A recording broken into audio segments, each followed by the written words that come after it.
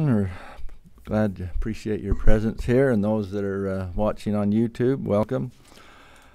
This is the County Commission meeting of the 25th day of November 2019. We are convened. At this time, Kathy Riggs will lead us in the pledge, following which Sheriff Carpenter will lead us in prayer.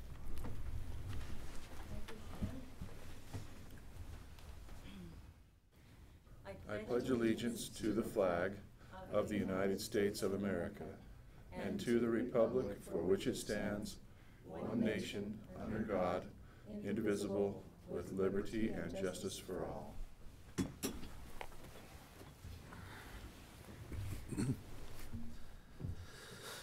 Our gracious Father in heaven, as we bow our heads humbly before Thee, we give Thee thanks to be in this beautiful place of Iron County and to be able to live in this country led by the Constitution of the United States. We're grateful unto Thee, Father, for Thy many blessings and for the opportunity of which we have to convene here this day to be able to be part of our local government and our local political process. We're grateful for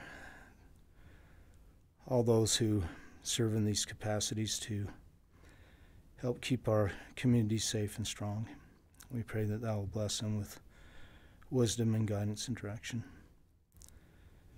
We thank Thee for Thy many blessings and pray that Thou will go with us now. And we say these things humbly in the name of Jesus Christ. Amen. Amen. Thank you both very much. Okay, to begin with, we have some minutes to approve of the meeting of October 14th, 2019, also October 28th, 2019, and November 12th, 2019.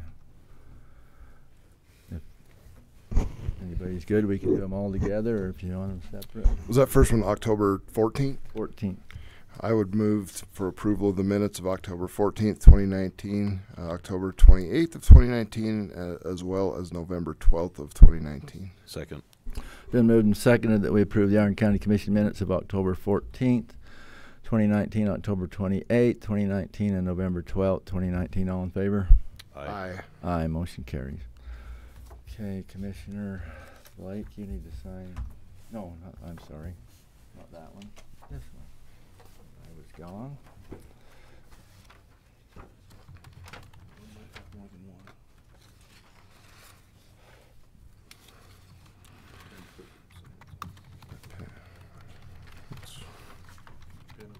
Yeah, I'm good.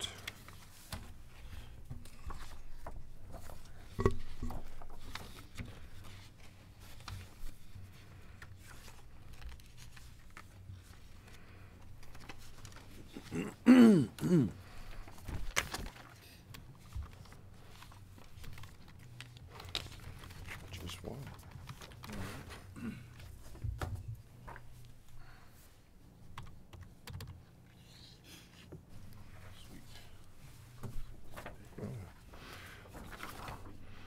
Look at that.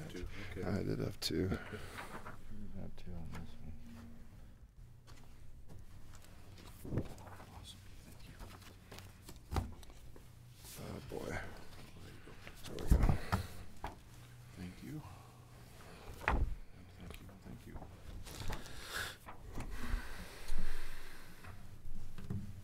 Item number 1, public hearing on final proposed 2020 budget. Chair declares the public hearing open. We got to go back to 9. 9 o'clock. Right. We skipped an hour. Day along, man. I appreciate the. Is that because I It's been one of those days. One of those days. Oh boy. We're so tickled to have all of you here. I mean honestly, for your report, and we will not bypass you. So to begin with, we will do tourism with Maria. Thanks. Okay, good morning. Good morning. Welcome. Morning.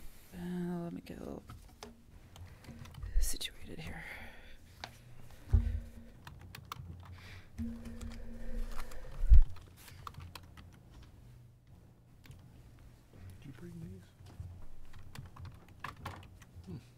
used them this morning, though. Thank you. Never been in this seat and look at the thing and it just kind of goes. I get it, man. Thank you.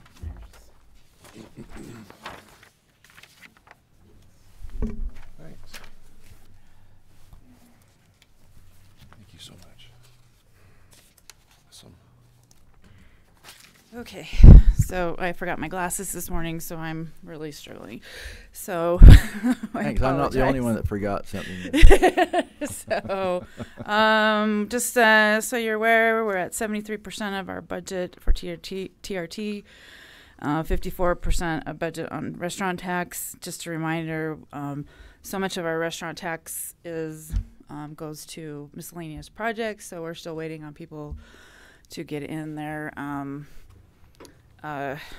final reports and receipts in order for us to pay final payments. So TRT collections are up slightly. Restaurant tax is down slightly.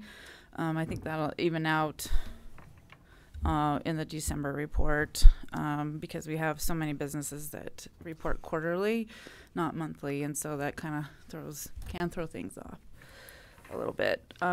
We're hoping that TRT will actually come in higher thanks to a new law. They talked about it at UAC a little bit, but it's a market fairness law in which like companies like Expedia, who owns those, not Airbnb, but short-term rental businesses, are now required to collect tax on behalf of their clients, similar to what we have in agreement with Airbnb. So hopefully we'll start seeing some tax collection come in that maybe has been kind of not on top of in the last couple of years. So our current short-term rental report indicates that we have over 1,300 short-term rentals in Iron County at this time. It was interesting. They found that 700 of them went out of business and then went back into business a couple of weeks later.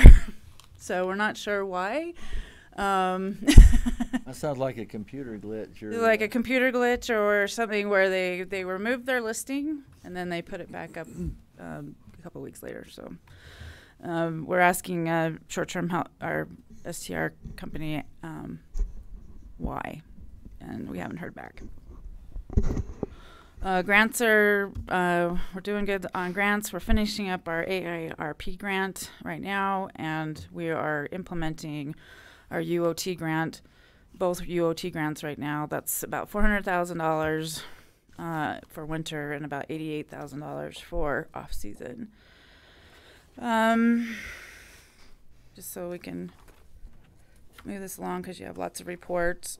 Occupancy was up slightly, but we're still down 1.5% over last year. So we're hoping that will get better with more advertising dollars.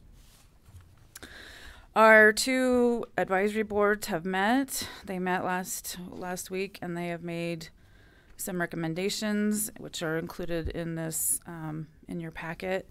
So over $214,000 were recommended to various co-op marketing from the TRT, and then over $266,000 for restaurant tax, and then another $186 for other requests pertaining to the county business, like our international travel trade, school tournaments, wayfinding, and the Vermilion Castle campground. I do want to note that the ice rink, we did have some discussion about the ice rink, but based on what we have been given from Mike Edwards in terms of whether or not TRCC can be given to a private entity, the board opted not to review or allocate at this time. There's still plenty of money in that project budget if something can come up in terms of the city, whether we can give it to the city.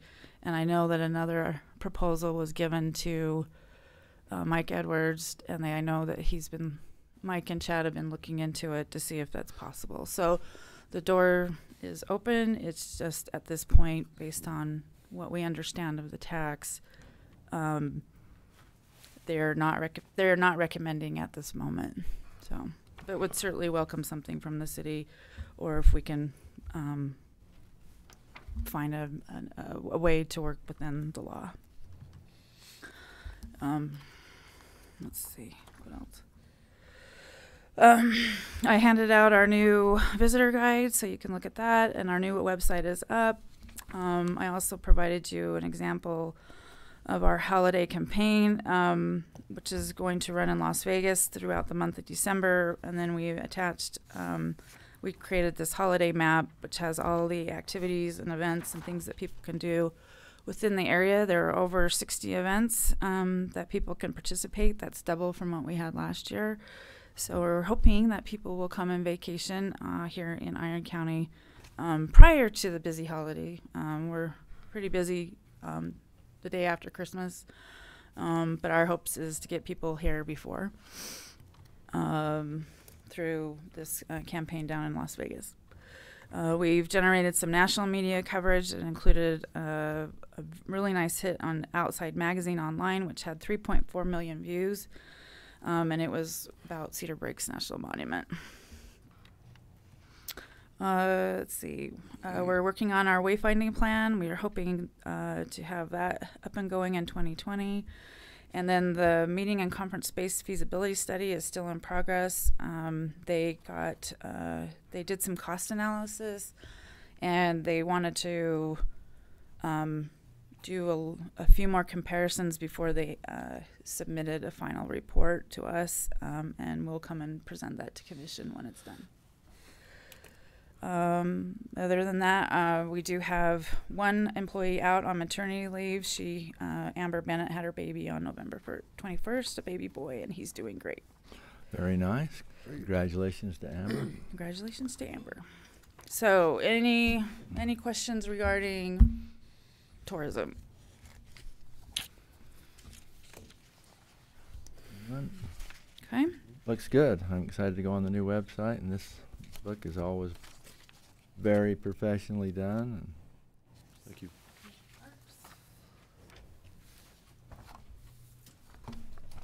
Thank you.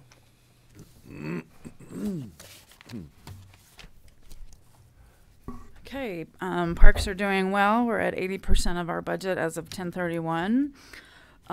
We don't have a lot to report other than, again, we had requested funds to help with the Woods Ranch parking lot, and I understand that has received a positive recommendation from the commission, so I appreciate that.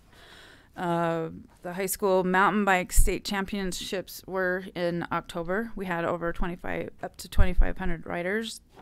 We estimate about 5,000 people were there over 3 days with parents and staff. The extra parking lot, which we worked on, we had the road department go out there and pick up a lot of the brush and whatnot. It was 60 truckloads. It was very helpful. It wasn't enough Yeah. considering how many people were out there. So, and you can see I had attached, it's not a great picture, but you can see how full Three Peaks was over that weekend. And just note, and Sergeant Schlosser is going to send me another picture because he had actually SUU Aviation fly over it, and he took an amazing picture of showing how big and how vast this event was out at Three Peaks. There were some issues in terms of the parking. We're going to have to rethink this the next time that they come. We may have to close off a few areas and then probably assist them in parking the cars in that extra lot. They weren't efficiently parked, and so and then we had cars parked in the actual kind of like in the race area, so there was some issues there. So we'll address that the next time they come. They have told us that they will not be coming in 2020, at least in terms of the championship. They are moving that to St. George. They want to go back and forth, so we'll see them in 2021. The regional races, there's going to be 2. We anticipate will be at Three Peaks. But they are very complimentary of our area. They love it. It's a great race, a great track, and we're excited to have them. Was that the first time they've come to Iron County? No, I think it's our third time hosting them. Okay. And the other issue is there's only one way in and one way out, and so technically now there's this little side road that you can maybe start directing people and maybe utilize that more for the exit. And so we're going to look at those kinds of things. But overall, it's a great event, and we want to encourage them to come out there, and we want to facilitate their event there. It does have a pretty good impact on our community. Thursday night we were at 93% occupancy, so that's good. Wow. That means pretty much every room in Cedar City is taken at that point. So Great event. yeah, it's a great event. That's awesome. And then just a heads up, Todd Hegeman with Cedar City Events, he's working on a race in early May, which we kind of hope will happen. It's a mountain bike motocross event, which has never really been done on any kind of serious level. And so we're thinking it'll garner some national attention and coverage. We're up 51% over last year in terms of our reservations at Woods Ranch and Three Peaks. Camping definitely is having an impact. We're definitely a lot of people utilizing that area for camping and paying the fee, which is good. And then right now we've winterized the parks. We've turned off the water. So most of this winter, our lead maintenance tech, he will be just doing snow removal and then working on some targets out of the shooting range. The snow removal takes up quite a bit of time, so because we have to be, anytime it storms, we have to be right on it. So we just have that little truck plow. So Right. Our new building's getting a good start, so we're going to have a good place for him before too long. thank you. We appreciate you not having him live in the Connex box. So, anyways, any questions regarding outdoor recreation and the parks? How does the Three Peaks reservation, do they do that online or? Actually, it's in person right now, but we're working with the system that the county works with for online payments, and so we'll actually in the new year have an online reservation system. So we're excited about that. So people can reserve and pay online. That'd be nice. So, Super. good. Thank you very much. Good report. Hey, Sheriff Carpenter, good morning.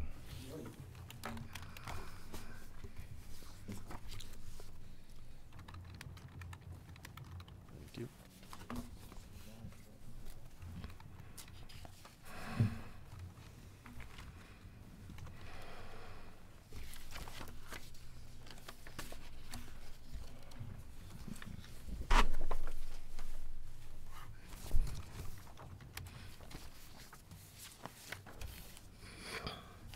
Can you put that in the I guess there's 4 of them. slideshow format?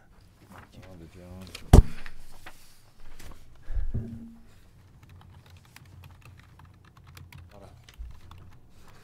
Arrows.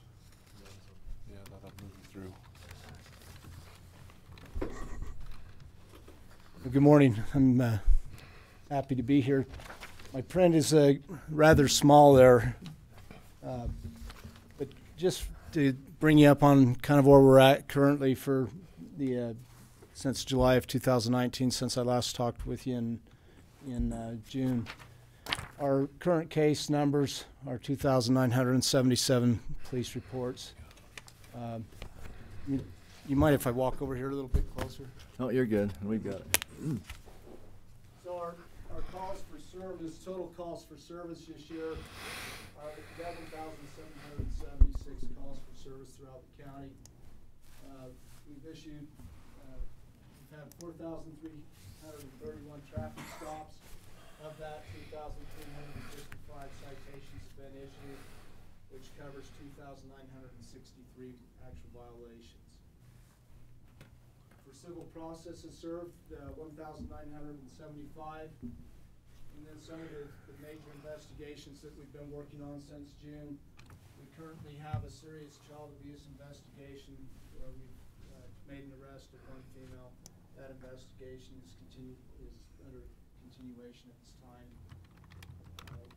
Our critical incident task force has just completed the officer-involved shooting investigation for Cedar City Police Department. That's been turned over to the county attorney for his review and his action, however he sees fit. Of course, we're still working our missing person, Carol Stratton, a 17-year-old female that disappeared. We're still working that case and continuing to ask the public that are out in those areas of Three Peaks and many of those areas out in the west part of the county to continue to watch for her. You know, we're looking at all possibilities, but a lot of times when a dementia patient disappears like this, we find that they crawl up underneath some bushes or under some trees for shelter, and you may just be walking by and just not seeing her. So we're asking the public to continue to watch for her as they're out in those recreational areas. Oh, that was my bad. Thanks. We've had 3 rape cases that have been reported since June. One of those has been proven to be unfounded. 2 of them are currently under review by the county attorney's office. Sheriff? Yes, sir. They can't hear you on the audio. Can I print this off for you so you can? Yeah, that'd be fine. Is that all right? Yeah. Sorry, I just.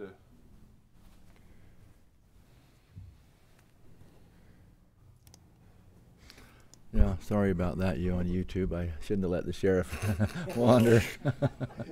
You know, I think I'll look into maybe a little mobile mic or something, because. Yeah, would you? Just across the hall. That way you can read it. Thanks. I should have just printed it out. I didn't realize it'd be that small on TV. It's pretty small.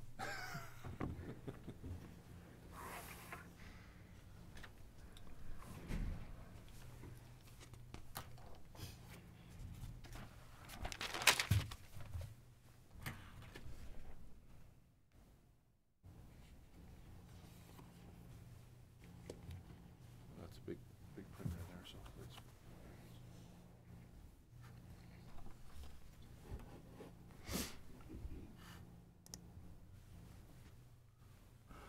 I just punched a quick figure on that calls for service. That's over 32 per day. Pretty busy.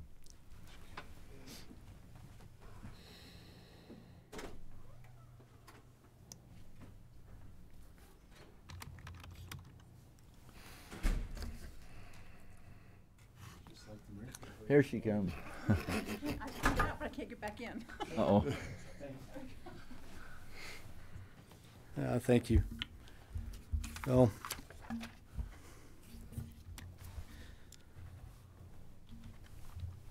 so then picking up there with the storage unit burglaries, you know, in June we were talking about storage unit burglaries as well, and at that time we made some arrests and cleared up a lot of cases. Since that time we had more storage unit burglaries. We've also made additional arrests in that case. In this particular case, we arrested 2 suspects, and one of them is going to be prosecuted both federally and within the county. And the part of the reason for that is because of weapons violations that happened both in Iron County, Washington County, and across the state line down into Nevada. So that part of the case will be prosecuted federally, and then the actual burglaries in Iron County will be prosecuted here within the county attorney's office. This particular case for us was interesting just because it cleared up a lot of storage burglaries, not only in Iron County, but which included Cedar City and some of the other local jurisdictions, but also down in to Washington County all the way up into Scipio. So we felt very good about those arrests there.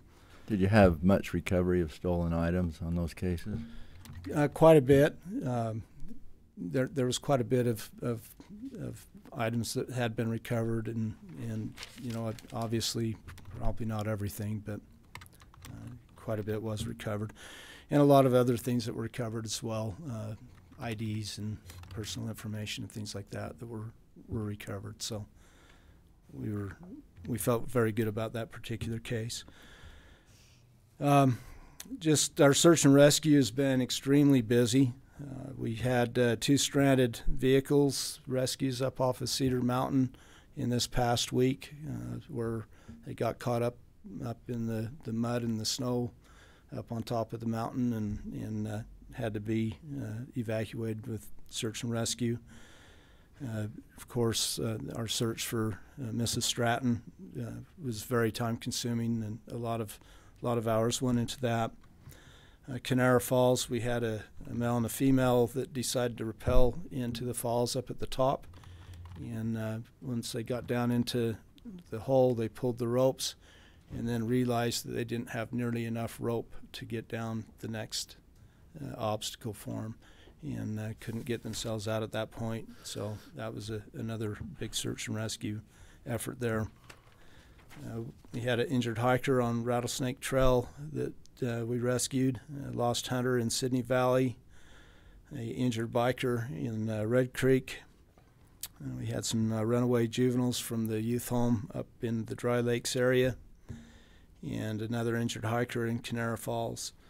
In total, since June, our search and rescue has contributed 1,175.5 hours of volunteer service. Wow. So they've been very, very busy. We're very appreciative of all of their efforts. How many do we have in search and rescue at this time? How many members, volunteers? I don't know the exact number. It's around 24 that we have currently in search and rescue. I hope they realize how much we appreciate them. They do a great job. We very much appreciate them. As far as our VIPs are also very busy. I don't have the number of volunteer hours since June for them, but they've participated not only with Iron County but with Parowan, Cedar City, and other areas in providing traffic control for all kinds of different events, whether it's been parades or the Iron County Fair or many other events. So again, we're very appreciative of all of our volunteers, whether in the VIPS program or search and rescue. Just have a quick question. Do you have hours of the VIPs by chance? That's why I say is I didn't get those. I'm not sure what they are right now, but they contribute a lot of hours. Oh, they're awesome. The reason the state says that volunteer hours are worth about $22 an hour is what, and I think it's a little bit more than that, but so the search and rescue since June has contributed $25,861 just in service hour time to the county. So that's so cool. I'd say that the VIPs are probably equal to that or more, with their patrols that they do, and like I say, the traffic control that they provide. They give us a lot of volunteer service. We're very appreciative of them. So our current strength of patrol, currently we have 1 deputy at post that will backfill our new traffic deputy that the commission gave us last time I talked with them. We're very appreciative of that. We had Deputy Butch Sisner leave us and has gone to work for adult probation and parole, so we wish him well. Otherwise, we're at strength for patrol. We are still down 2 part-time deputies as court bailiffs. Some of our new and ongoing issues. First and foremost, we want to say thank you to the Commission for your support in our budget. We know that we've asked for some things that were new, and we're very grateful for your assistance with those things that have been approved. One thing we would appreciate you re-examining is the addition of our part-time secretary. When we talked about it, it was at the end of the day, and I think that there may have been some misunderstanding where it was conceived as being a full-time position. I've got good news for you. We re-examined that this morning, and we're going to grant that. So that's great. We very much appreciate that. Like I say here, is with the new federal mandates for the NIBRS, the National Incident-Based Reporting System, that will be very, very helpful and very much appreciated. And we believe that it will be mostly paid for by being able to extend our fingerprint hours.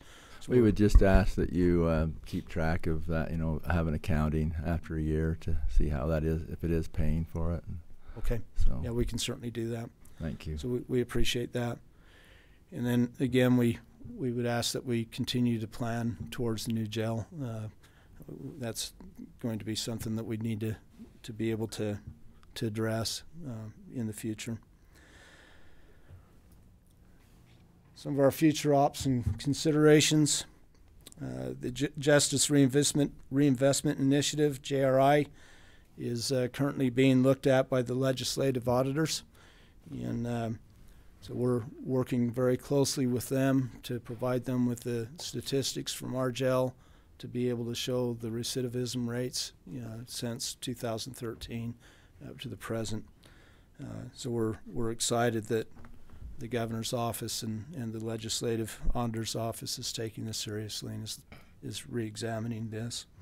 When the legislative session comes up very quickly, please keep feeding us information on that so we can help to lobby on positive changes that hopefully come about.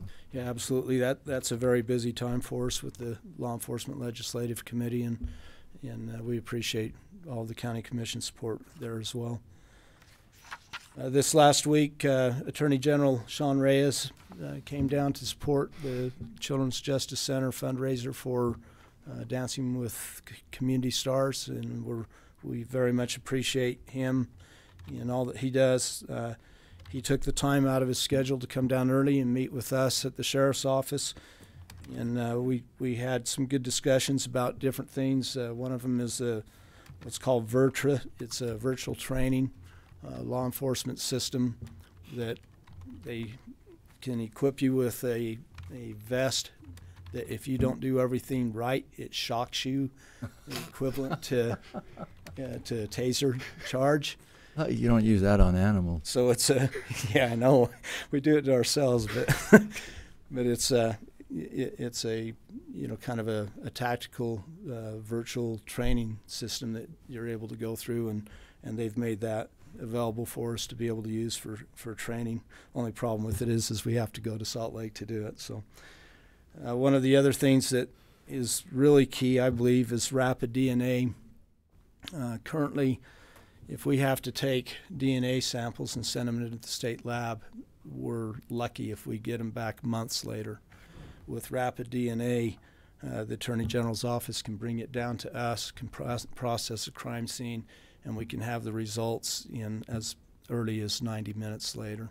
So for very serious crime scenes, that makes a huge difference, and we're very grateful for General Reyes leading the state in that particular regard. Some of the things that are of course of concern is human child sex trafficking, and as the sheriff's office we're joining back with the Internet Crimes Against Children. They have agreed to give us $5,000 for training to send 3 of our deputies to training to be chatters so that we can do undercover operations and take these predators off of our streets, hopefully before they have an opportunity of harming our children. Drug interdiction is still a big thing. Highway Patrol's been doing a great job in our county with that, and our canines from the Sheriff's Office have had a very active role in that as well. And we've had a lot of great success there. One of the things that we are really trying to address is having our citizens sign up for what's called Citizen Alert. A lot of people would know it better by Reverse 911. It's through what's called the Everbridge system, which is run by our dispatch center. One of the things that we found while we were starting our efforts to look for Mrs. Stratton is that when we activated our reverse 911 or the citizen alert system, that we had a very, very, very small percentage of people that actually had signed up for that. And, that's been very concerning to us for a number of reasons.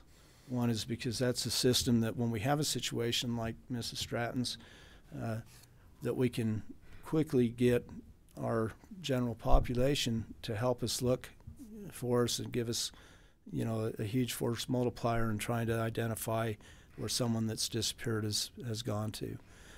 But also, it's a great opportunity for us to be able to send out emails if there's a natural disaster, say, for example, a accident up on the freeway where there's a tanker that has a chemical release.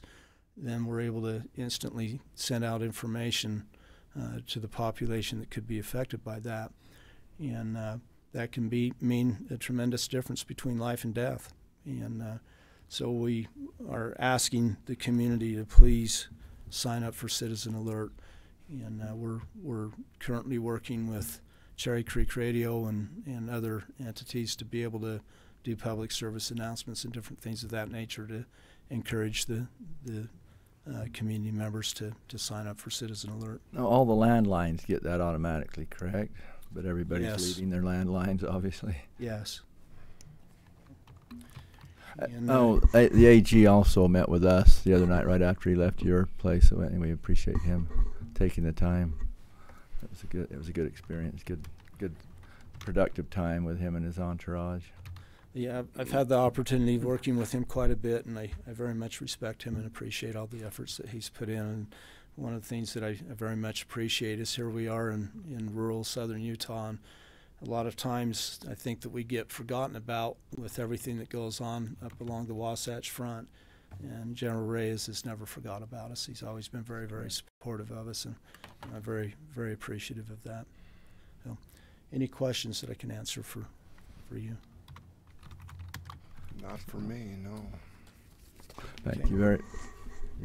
Just a good report. I went and talked to Sheriff Carpenter this week for a minute. I got an invitation in my email to go to this mental health symposium that Salt Lake County hosted, and I just conveyed some of the stuff I learned, and I maybe take a minute the next meeting and talk about some of that. But there's some interesting things they discussed.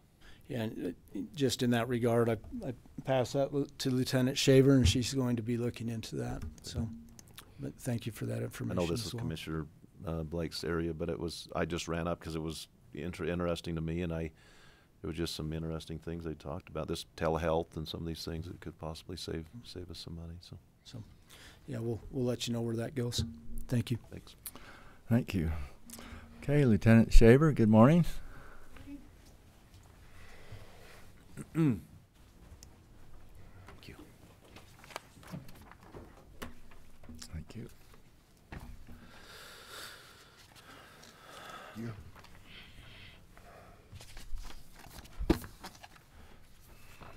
Good morning. I'm Shalon Shaver. I'm the new jail commander. I'm sure you guys all know me, but for people that don't, didn't get a slideshow together, so he's kind of a tough act to follow. I need to step up my game. But for our report, we're 90% of our budget. Unexpected expenses that we've had in the fourth quarter, where we ordered these IEVAC hoods to replace our SCBAs to keep up with current standards and reduce liability. What they are, if you want to know about them, they're a one-size-fits-all emergency escape hood. They don't have supplemental oxygen that's coming in, but they have the big respirators on them that will filter out all toxic gases and carbon monoxide. And why that's good for us is we have staff that is really big to really small. And so when we've had to fit test, you have to annually fit test your employees to make sure that they fit just right. We've had to look at buying 2 sets of masks for them, one for a small person, one for a large person, and then they just grab and go, and they may have the wrong size. They're good for 5 years. The cost is significantly better than doing the SCBA updates. We are going to keep a few SCBAs on site and have our CERT team train with those, so that if the fire department has to come to the jail where they're not familiar with our layout, that they are able to direct them through the facility. Our culinary costs are $1 per tray. Our culinary staff does excellent work trying to keep the costs down on those. Total bookings, $372. We're currently housing 10 state inmates and 29 federal. We've gone up since the last quarter on our federal inmates. On inmates transported, it shows a total of 381. I believe this to be misreported. What I believe has happened is due to our staff shortage, we've had so many people in that transportation department, and I think that those logs, especially with our federal inmates, are not getting reported because we're busier than we've ever been in that transportation department. And so I'll check into that. Those numbers should be significantly higher. Our work crew is incredible. He's always on the go. He's been doing work for the roads department. He's been doing delineator post out on the Wecco Road, Canaryville, the old dump road. He's been doing fencing at the city yard and fence at the search and rescue building. And Parowan, he's been working in their city yard, cleaning up metal and weeds. And he has goals to get into the canal that's overgrown. He's been cleaning up the shooting range and the dog pound. He's very busy. He's awesome. Yes, he's really great. He's going in for surgery, so he'll be out. He's hoping 4 weeks, but 6 weeks max. But so, yeah.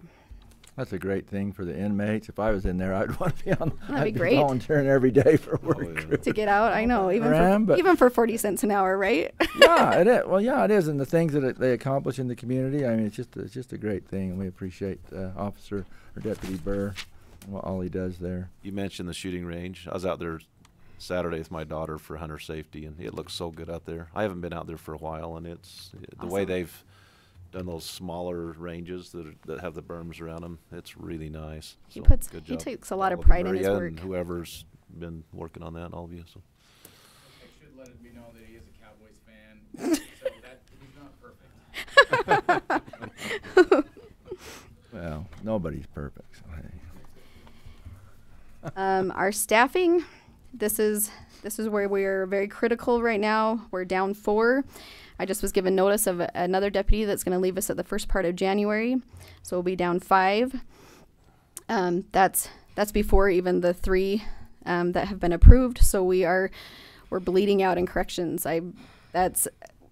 We're in a very tough spot, and we did just barely close up a hiring roster. We were able to offer 5 conditional employment. We had 1 turn it down, and I've only had 3 backgrounds come in. This week, Betsy says she'll work on getting me another posting so that we can hopefully get it rolling. What the problem is, well, there's lots of problems, but is when we have somebody leave, even if they give us that 2 weeks, it's going to take us at least a year to replace that body within the hiring process with the background and polygraphs. And then they go to post, and then we come back for FTO, and so they're really not good for us for a year, and then we're losing them faster than we can keep them. And so I know it's later in the agenda to talk about our part-time help, so we can talk about that then.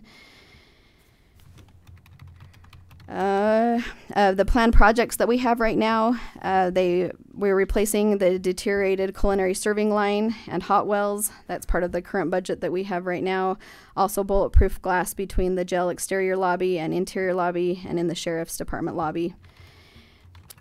We hope in 2020 we have a maximum security area in our federal housing. So our federal housing can house up to 96 inmates. J Block is a little portion of that houses 8 inmates, and they're maximum security inmates. So when we take them out of that area, they have to be cuffed, and to walk them into a day room with potentially 60 inmates is it's not very safe with them being cuffed, 1 officer and 60 inmates. So we are hoping to install another door that can alleviate that safety concern. We have two SU interns that have been working with us. They take on so much work. They do all of our fingerprint cards, our filing. Sometimes we try to get them in there to do fun stuff, but most of the time they're really helping out with our clerical staff. Any questions for me? Oh, what do we got to do to get that door? And that sounds like that's pretty critical. Well, we're budget. hoping to fit it into our budget Into in this the 2020. So that's where Okay. we're at. Okay, excellent. Anything else? Thank you very much, Thank you. Lieutenant. Appreciate it. Okay, Extension Service. Glad to have you ladies with us. Thank you. Thank you. Appreciate being here this morning. I'm Kathy Riggs, and I've been appointed as the interim county director for our office, and Angela Hackwell is our 4-H coordinator for the county. Thanks for having us. And so we're happy to be here. Our ultimate goal is to get you back on schedule, so we'll make this fast. Let's see. Well, we've got COA, so Yes. so you got about 7.5. Yeah. See, we'll see what we can Split do. that between you and COA. So We wanted to provide for you a brief report. I asked our different members of our staff in our office to just take a look at the year and highlight the top 2 or 3 things that they're the most proud of as far as impactful programming out of our office. And so what we can share with you is that we have one category under agriculture, natural resources, and horticulture. That's Chad Reed and Candace Shibley. And they have written in there the different research projects that they've been involved with, the funding that they have brought in to do some amazing programming and research, including ongoing funding that Chad has received for water issues. And then Candace, she has come on full-time faculty for USU Extension. Her role has changed a little bit, and she is now no longer half funded by USU and half by the Water Conservancy District. She's full-time USU faculty, and she's been able to pursue funding for an amazing project that will play itself out in the next couple of years as far as having a water-wise street in a new subdivision that's going in out by the Cross Hollows Event Center. So you can look forward to that. that'll be nice. Yes.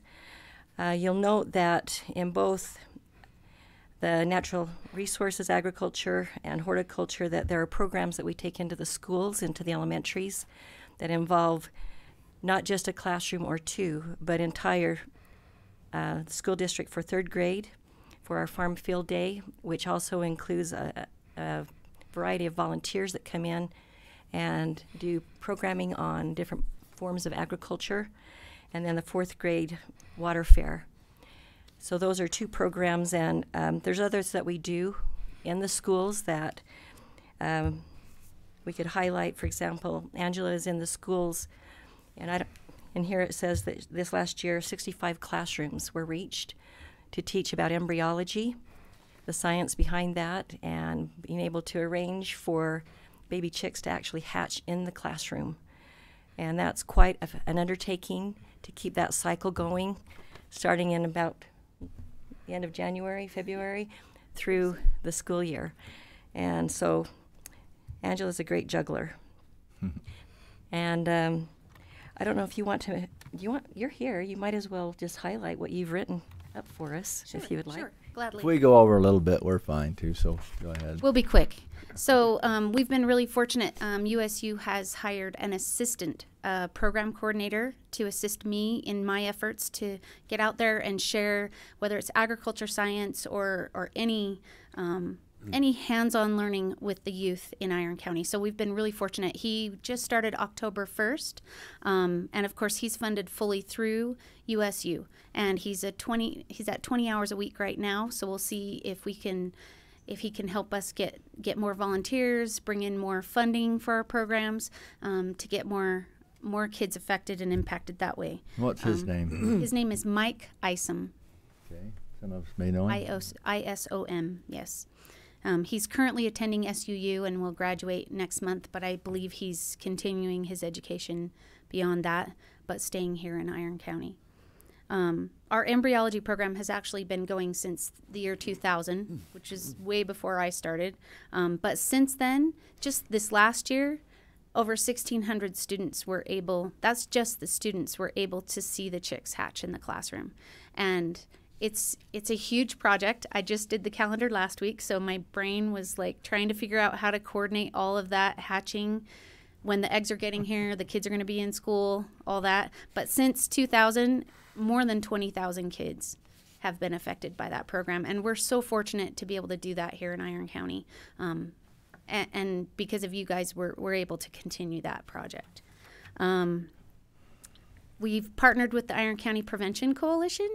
We have a youth group, the Iron County Teens Against Drugs, and My Teen Council, which have about 25 youth. We've coordinated with them. We now partner and we do events and activities together. So we're kind of cross-contaminating those kids, and they can help learn about policy change, learn how to do public speaking, learn how to really be contributing members of their community.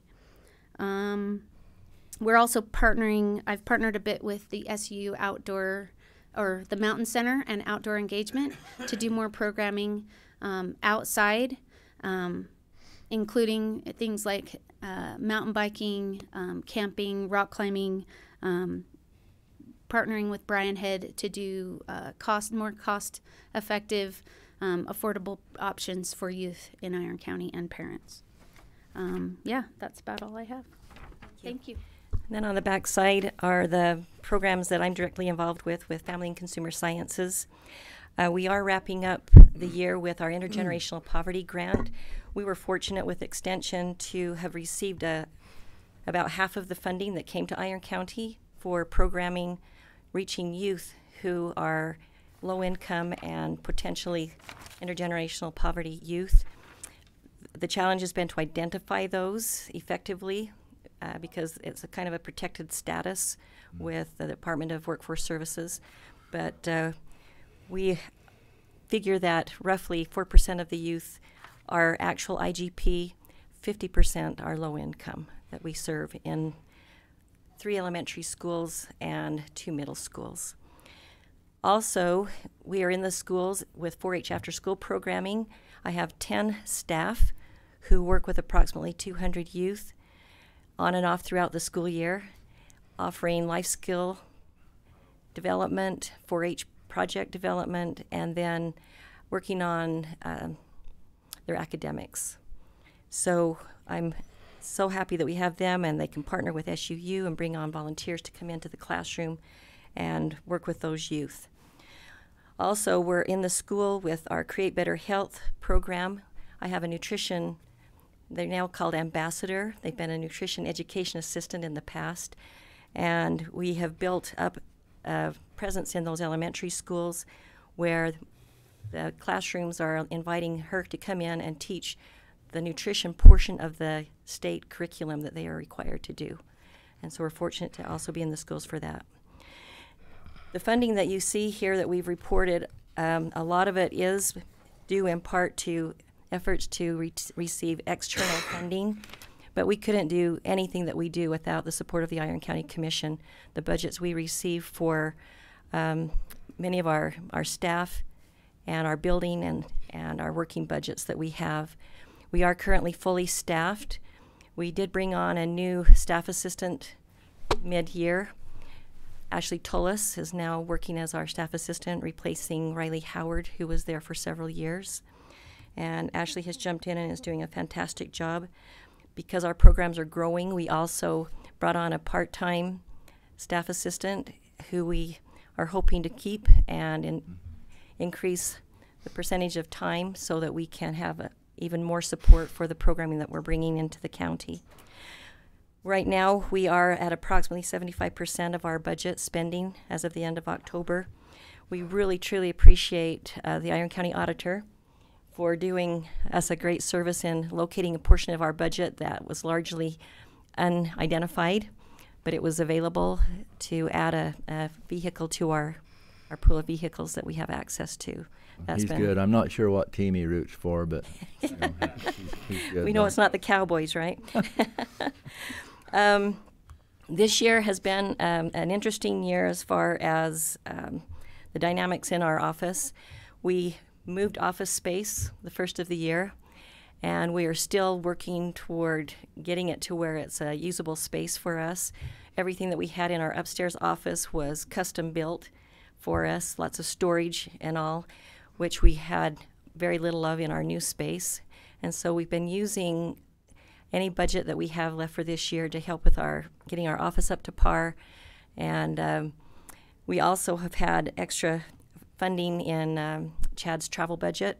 Because of his health, he has been unable to utilize that. And so we're trying to take it, it sounds awful to say take advantage of, but we are utilizing the funds with his permission and blessing and yours to continue using that money so that we will come in under budget and ask for less this coming year. We do have a lot more details in our reporting that we will offer at our annual Extension Advisory Board meeting. We typically have a member of the commission represent you all at that meeting, and I'm not sure who will be our representative this coming year. That we want to make sure that we extend that invitation, and that's where we will also receive community input to make sure that the programming that we are doing is meeting community needs. And even though it's a lot of times we are perceived as being a human capital asset to the county, we want to show that the funding that we do receive is being put to good use. So with that said, if you have any questions for us, happy to respond to those. I guess not. Very comprehensive report. We appreciate that. Appreciate all you do for the young people of this community. And yes. Thank you. Also want you to know that our freeze dryer is being put to really good use, mostly because of somebody's wife. And when everything goes kaput, come to our place. We'll have freeze-dried food. My wife is a great home economist. Anyway, we hope that you'll enjoy our home and family calendar that we provided for you. There's a lot of good tips in there, not just for family and recipes, but there's gardening information in there as well. Thank you very much. Thank you so much. Appreciate it. Give Chad our best. Will do. Okay, Curtis, come forward. How are you this morning? Just fine. Good morning to you. Last but not least. Yeah, you bet.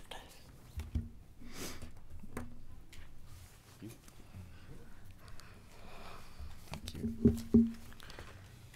Thank you, sir. Thank you, sir.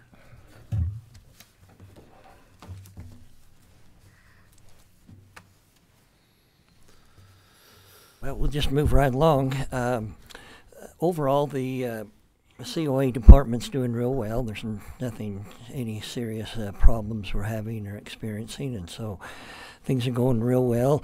The statistics that we had just for 1 month, to give you an idea, I think you can read most of those, but we have 15 employees. We're all staffed. They're all so far very stable, get along well. It's just a good feeling there with the employees. And also we have 75 volunteers, and that's the same way. The volunteers for October provided 571 hours of service, and as you just mentioned, one of the other reports, the state of Utah puts that at $24.87, so that's over $14,000 of service, and even if you cut that in half, that's still a lot of service from our volunteers, and I think that's what intrigues me the most about our employees and volunteers. They're there for the help and the service of the seniors, and you can just feel it when they,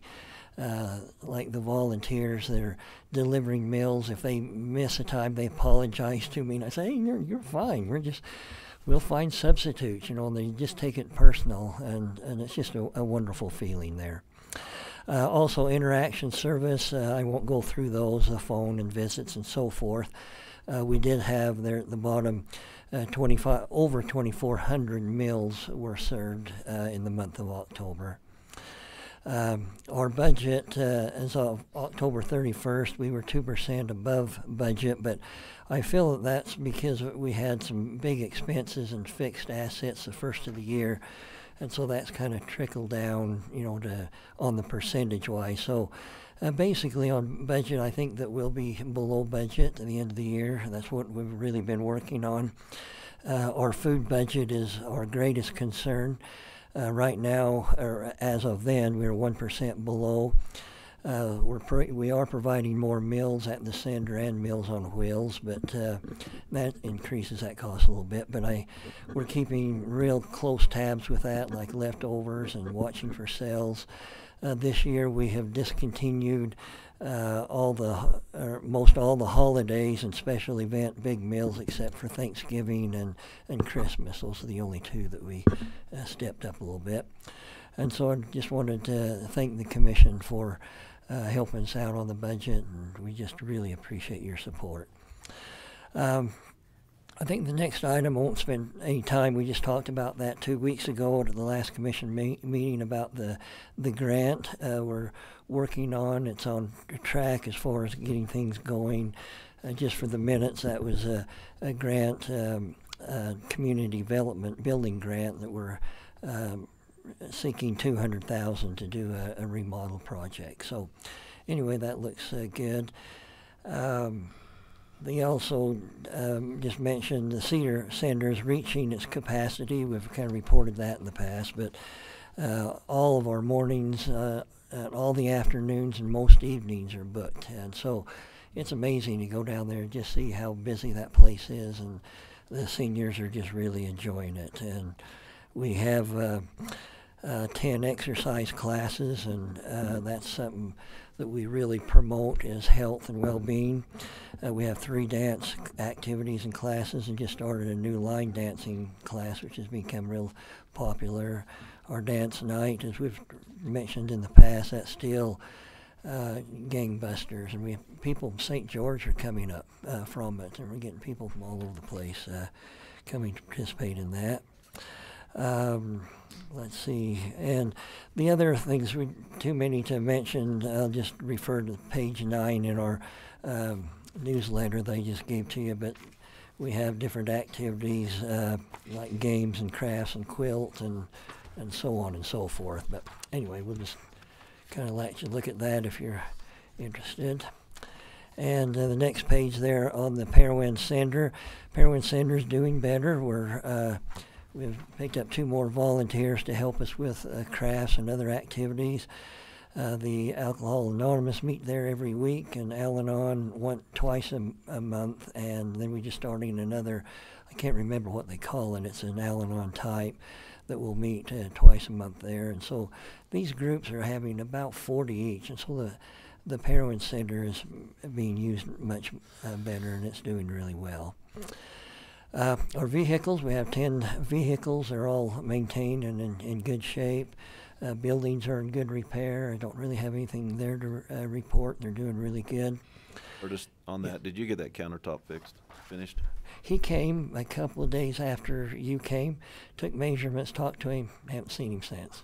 So, but I'll get on it. We'll keep on it.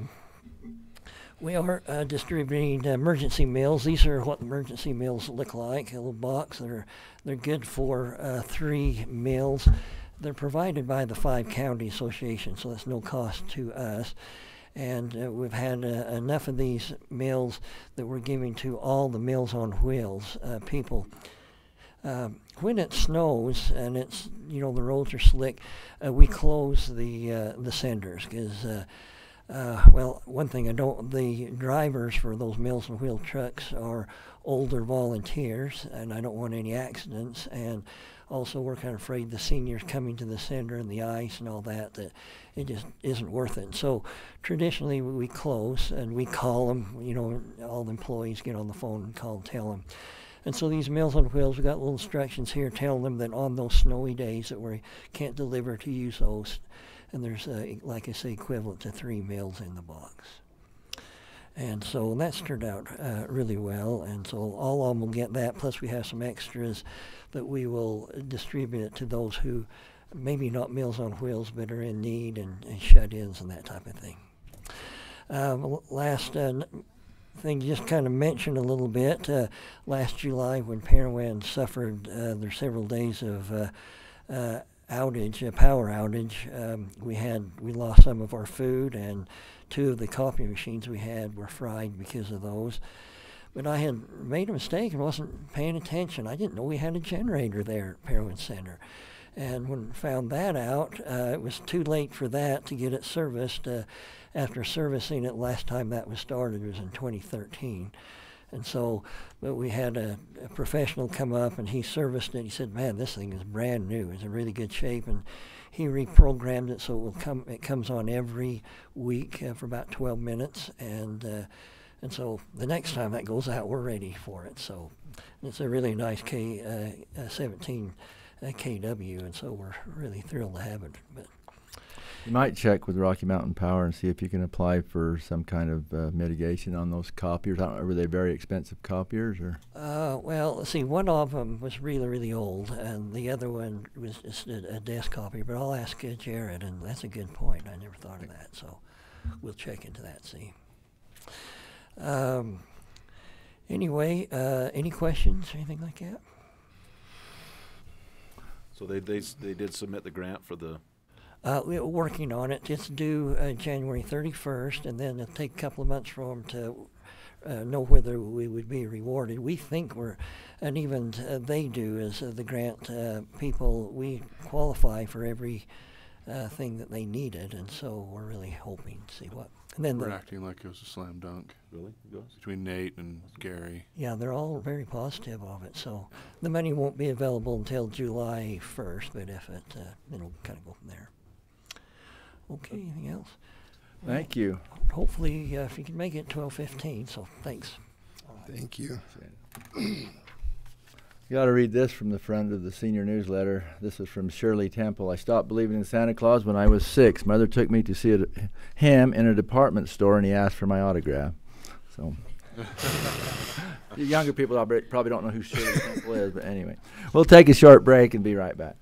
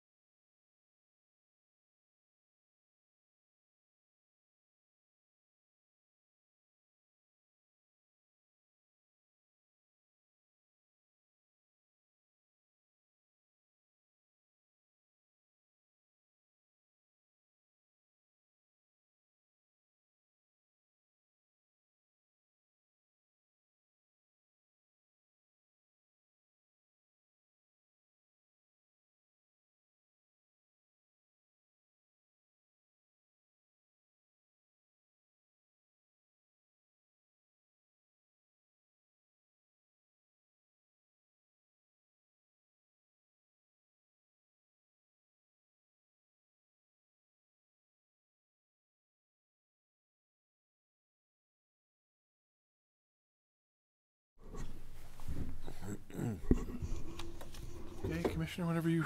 Hey, welcome back. Now we can go to number one, right, everyone? I missing anything? I thought that was from teasing you about Mike doing a quicker meeting than you. Oh yeah. These two were teasing when I wasn't here. Yeah, so I'm jumping ahead to get it quick. Anyway, I thought you were just trying to catch up. I was in listening on the watching it on YouTube, and you said budget, and I was like panicking. I thought, how did I lose an hour? What happened? next thing was, well, where's Dan? And then anyway, that was before. All right, item number one. Chair declares a public hearing open on the final proposed Iron County budget for 2020. Dan Jessen, our Iron County auditor, is here to present that. And then I was going to say, then we'll have time for anyone who would like to comment. Right. For the record, I'm a 49ers fan. So. Oh, all right, I'll accept that. And I have been throughout a couple of bad decades. Yeah, they're doing well. Yeah. Oh, talk about trounce Green Bay. That's right. It's a good year again to be a 49ers fan. Okay, so I'll go. I have a little presentation on the budget, and then I'll answer any questions if there are any, and then of course then the public will have a chance to make any comment. Okay, so 2020, we don't have any, these are just the big items right at the front. We don't have any new bonds or tax increases. And as I wrote that, I realized that we do technically have a bond. It was going to be a 2019, and that's for that special assessment area. That's probably going to roll into 2020 when we're doing the RFP right now.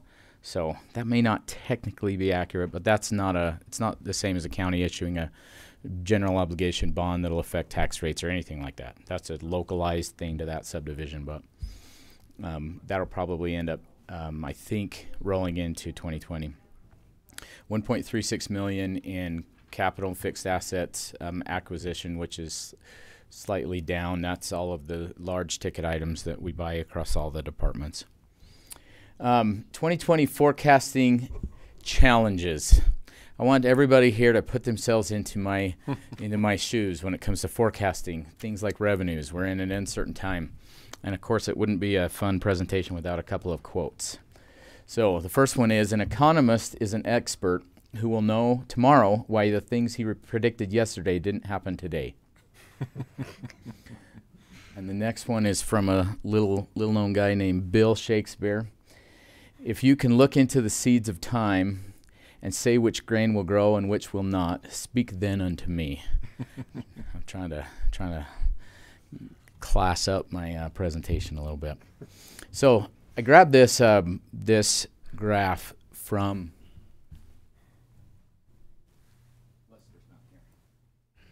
I saw him earlier in the building.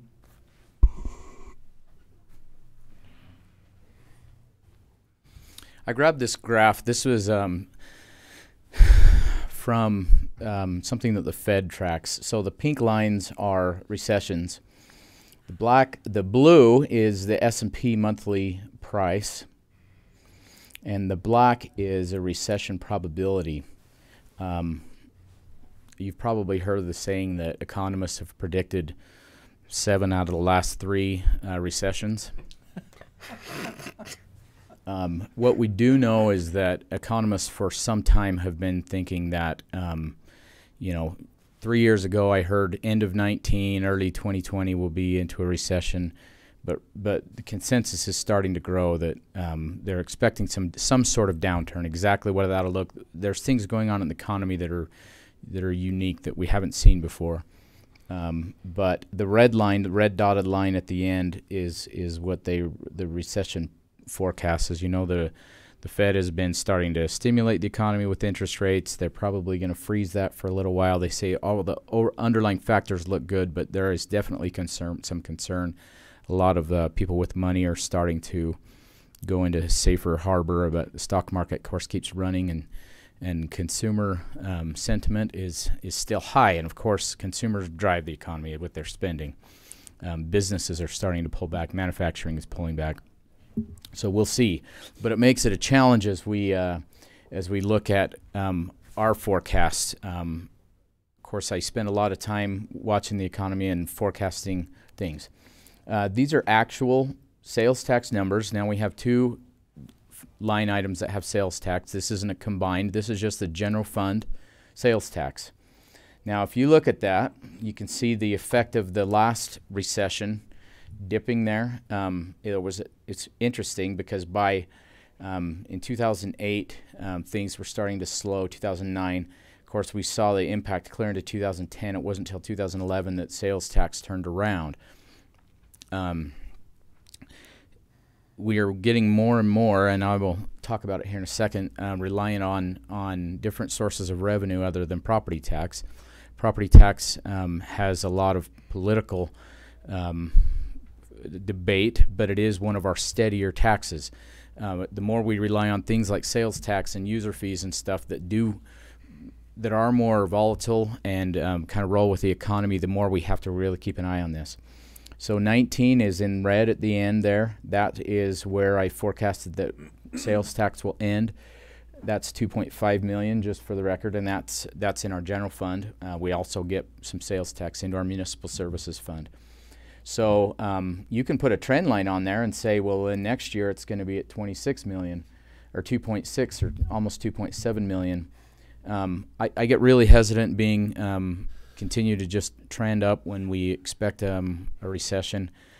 So generally speaking, I take a very conservative approach.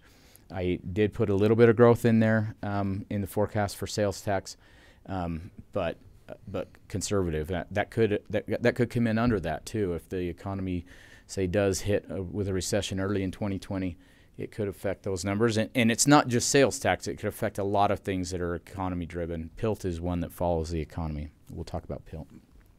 Here's another one. They're not all as nice and linear as sales tax. This is building permits, I think, which is also one that's very interesting and that I like to spend a lot of time and think about. You can clearly see the impact of what the economy did as it crashed there on our building permits. Before, in 2006 and 2007, it was higher. So you saw this big, huge trough. And then in 2015, we finally had a big hit of building permits. This is, of course, our microeconomy, Iron County's building that goes on. Then you saw it start to slow down, and then 2019 we've had a big pop again. And what do you do? How do you forecast that? Do you look at a 10-year?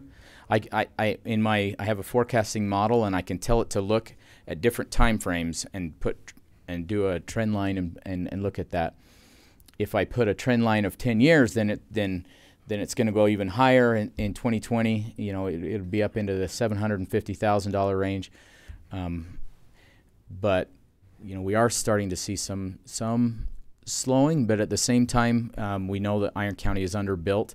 There's a lot of things that can affect that. One of the biggest things is what's going on with the university, and are they going to continue to grow? You know, that as they do different things, then as they go with a new online program, what's that going to affect? Is that going to mean people are going to be going to school online instead of moving here and physically going to school? How is that going to affect building? Of course, what the rest of the building that's going on. This is a hard one to forecast. So again, you can see that I've been very conservative with the forecast in 2020, forecasting it just under what 2019 is, and these are the things I do. So I just wanted to show two examples of kind of what goes into this process. The revenues of Iron County. Now this is countywide, everything all mashed together in one thing, so you can kind of see where our money comes from. About 35% of our total revenue comes from property tax. To give you a little bit of an idea, back in the 60s and 70s, that number, I don't know what it was for Iron County, but generally for governments was around the 60 to 70% range of municipality and county government's revenues came from property tax. So we're now more reliant. The next biggest one is fines and fees. This goes everything from recorder's fees, treasurer's fees, fines, that's tickets, that's money that comes in from the justice court, engineer's fees. There's almost a lot of the things that we do, the clerk's fees, all goes into that under fees.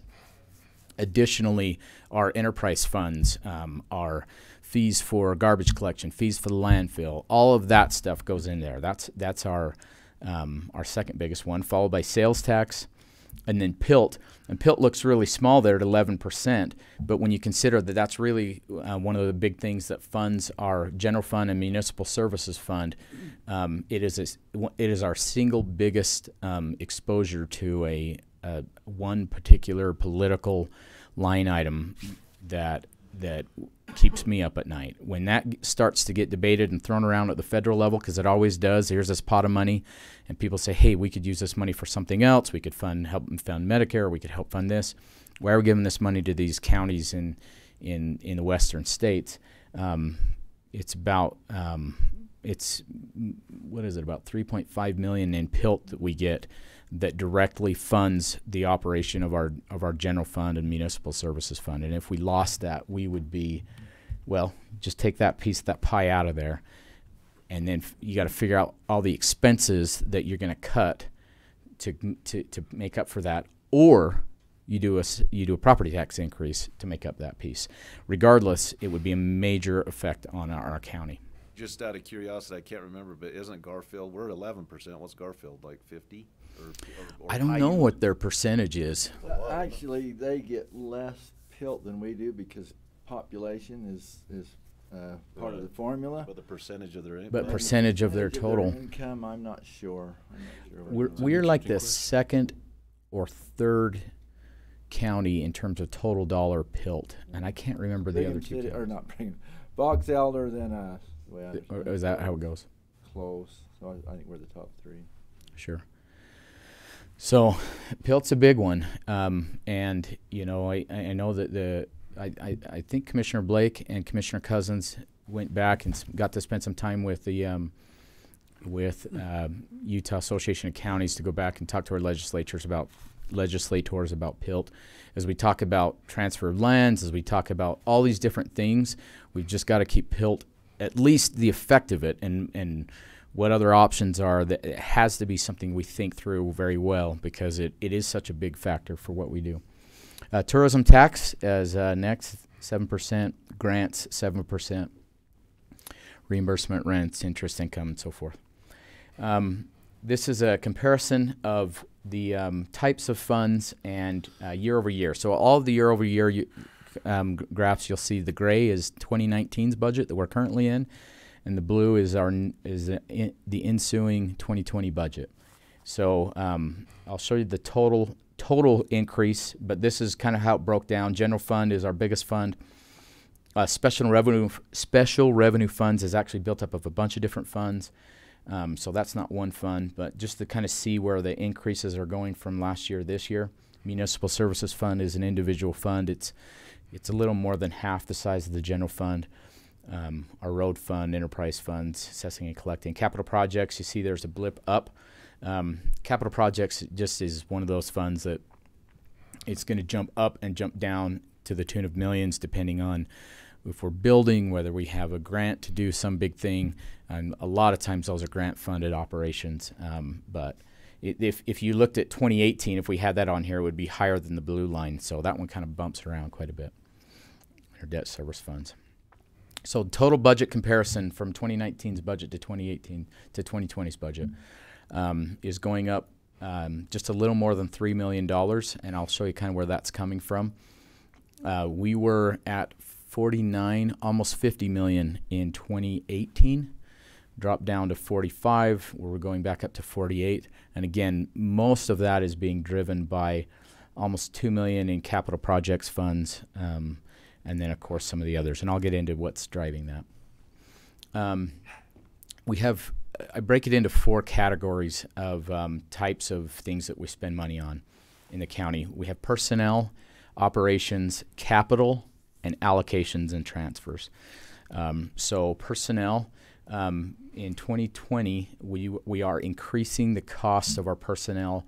The difference between those two numbers, which is about $600 and whatever it is, $1,000. That's the cost of salaries and wages, overtime, and benefits rolled into one. where that goes, I've broken down our personnel into a couple different categories. We have public safety, which you can see is getting the majority of that bump. As you know, Adrian has been working, and he's of course gone, but he worked for a while on getting us to get some compression issues that we had from years of stagnation, and when we do flat across the board increases, and you have new people coming on. We had a bunch of situations where you had people in supervisory roles making little to none more than the people they were supervising, or even the people they were supervising were making more than they were. Of course, the money usually goes to law enforcement just because the fact that they're about 60% of our total staff. But having said that, the contemplated raises this year, they were more significant in the law enforcement side as we try to finish out the final recommendation from Adrian to fix some of those compression issues. We didn't do it all last year. We went so much of a percent towards his recommendations. This year it finishes that. So bottom line, that's where the majority of the money is going of the increases in personnel.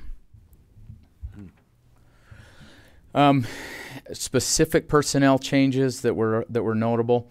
We had some additions in the jail and patrol. Namely, we had 4 positions in the jail, 3 normal deputies and 1 deputy that is also medical certified, and then an administrative sergeant in the patrol side. On the jail side, that sounds like a lot of money.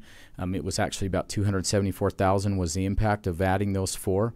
Law enforcement, of course, is very expensive as a function of their salary is what it is, but retirement is more expensive for law enforcement, and workers' comp and some of those things are higher. Of course, they have higher risk and so forth.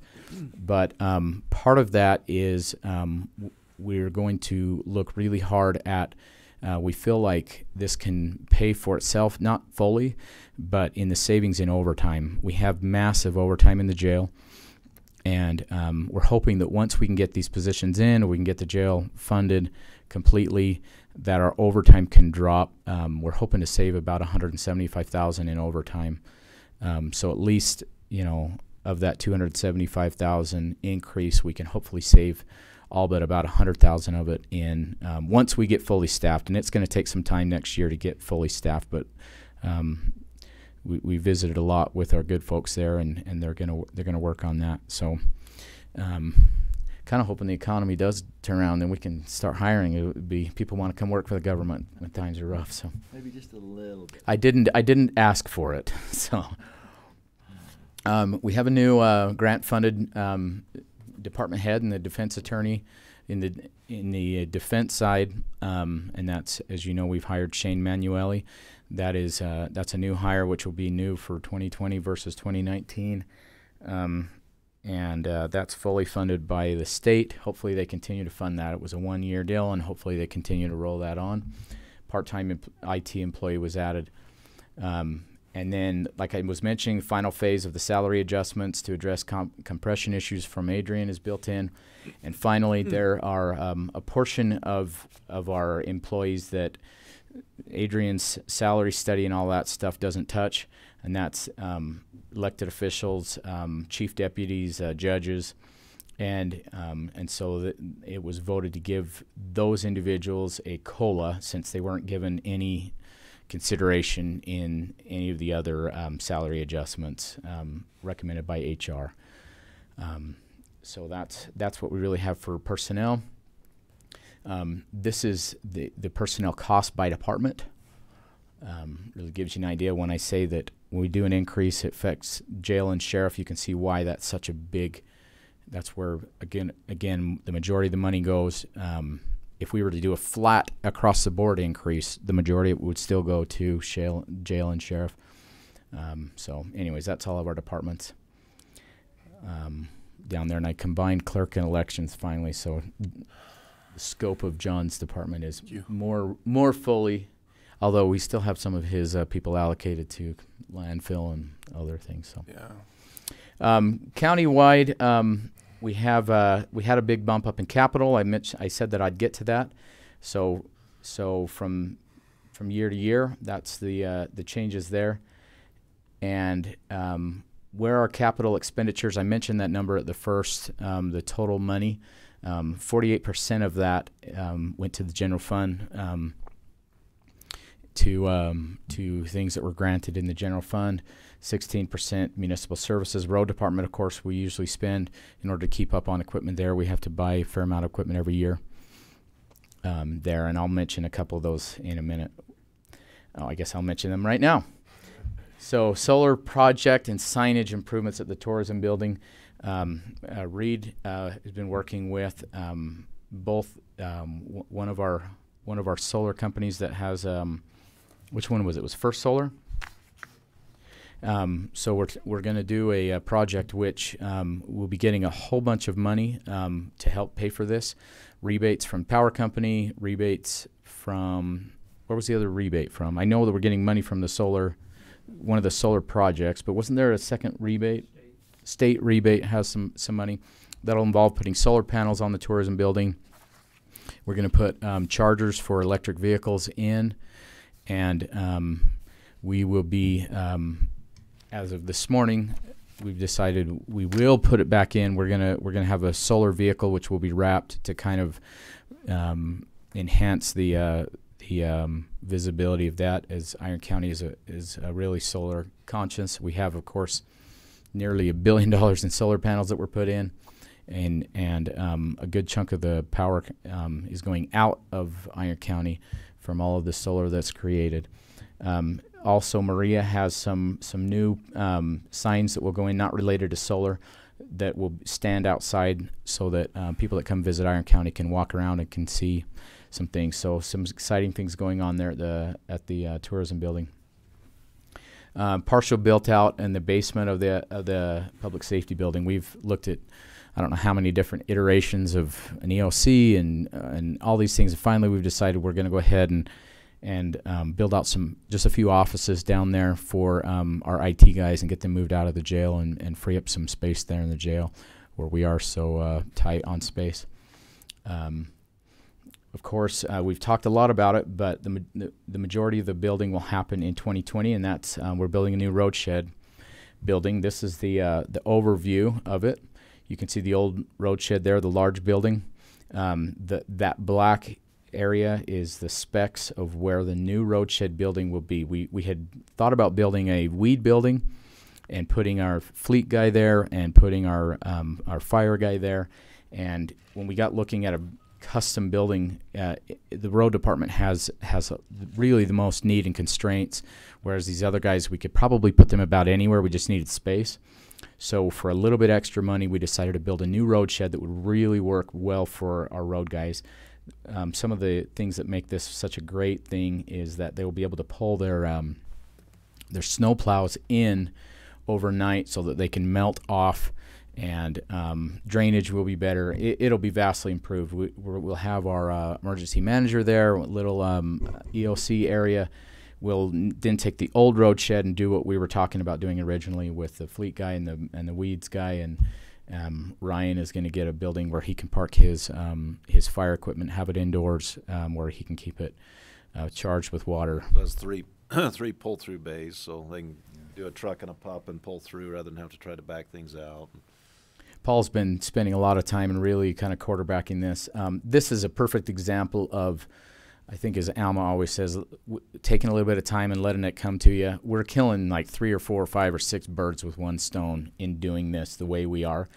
And the money for this is coming from the sale of the Fiddler's building, which was really not doing a lot for the county. It was a nice lifeboat for the courthouse people while we remodeled the courthouse, and we got moved back out, and this will be a much better use of that equity that the county had in that Fiddler's building. So you'll see that going up, and hopefully we'll be moving in the summer, but that's a really cool thing that will be happening in 2020. We'll be finishing the Parowan Canyon bridges. We have a grant from Forest Service, And part of that will be in 2019, part of it will be in 2020. It's not something we've looked a lot at, but it was one of our larger big ticket items. That'll be almost fully funded by the road department, and of course, by the Forest Service, and of course, I don't know how much of it is tied to the flooding, but certainly part of it will be able to upgrade those bridges. And I think that's all as a result of the Bryan Head fire and flood. Yeah. I had in my pictures the Bryan Head fire, and I decided not to relive that. But how far along are they, Steve? I haven't been up for a while. I know they're about 60% on first and 40% on second. That'll be one of those that kind of rolls across 2 years, and depending on when the billing comes in. But anyways. Another big highlight of the 2020 budget, our law enforcement have been asking for an upgrade to our body cameras and the in-vehicle cameras, and this is a very significant investment for the county. It's a 5-year thing.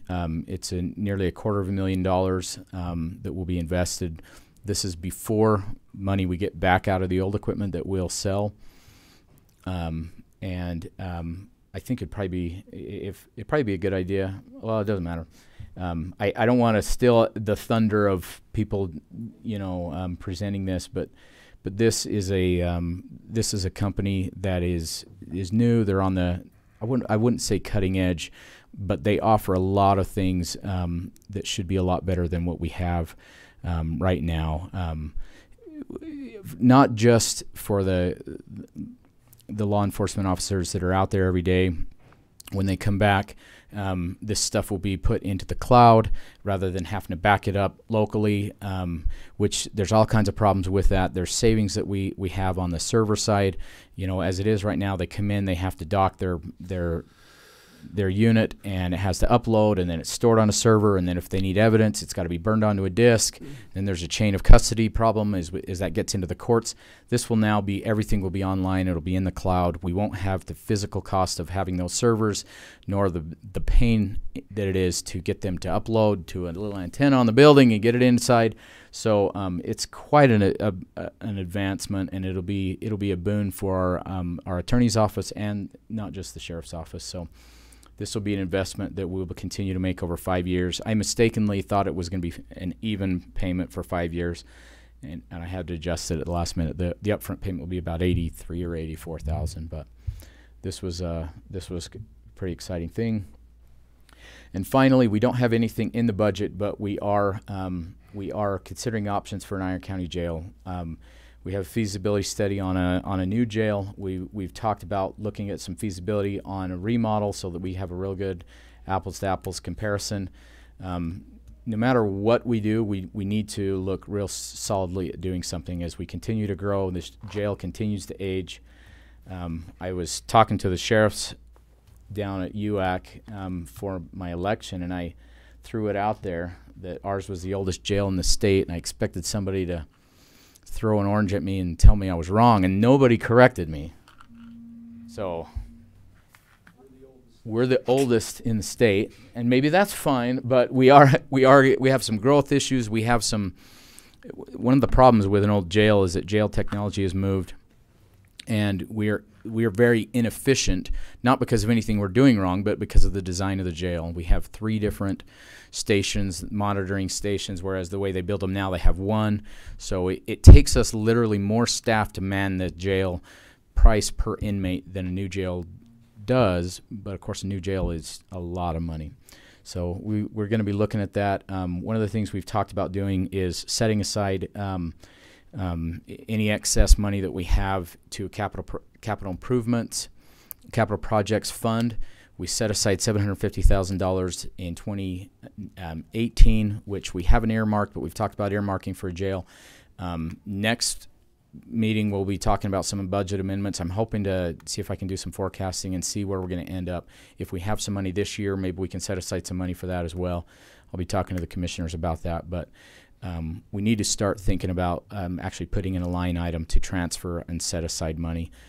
It works good to kind of look at the end of the year and see how much we have, but this is going to be an ongoing thing for the next I don't know how many years as we continue to look at this, but I think we'll be ramping up significantly in 2020.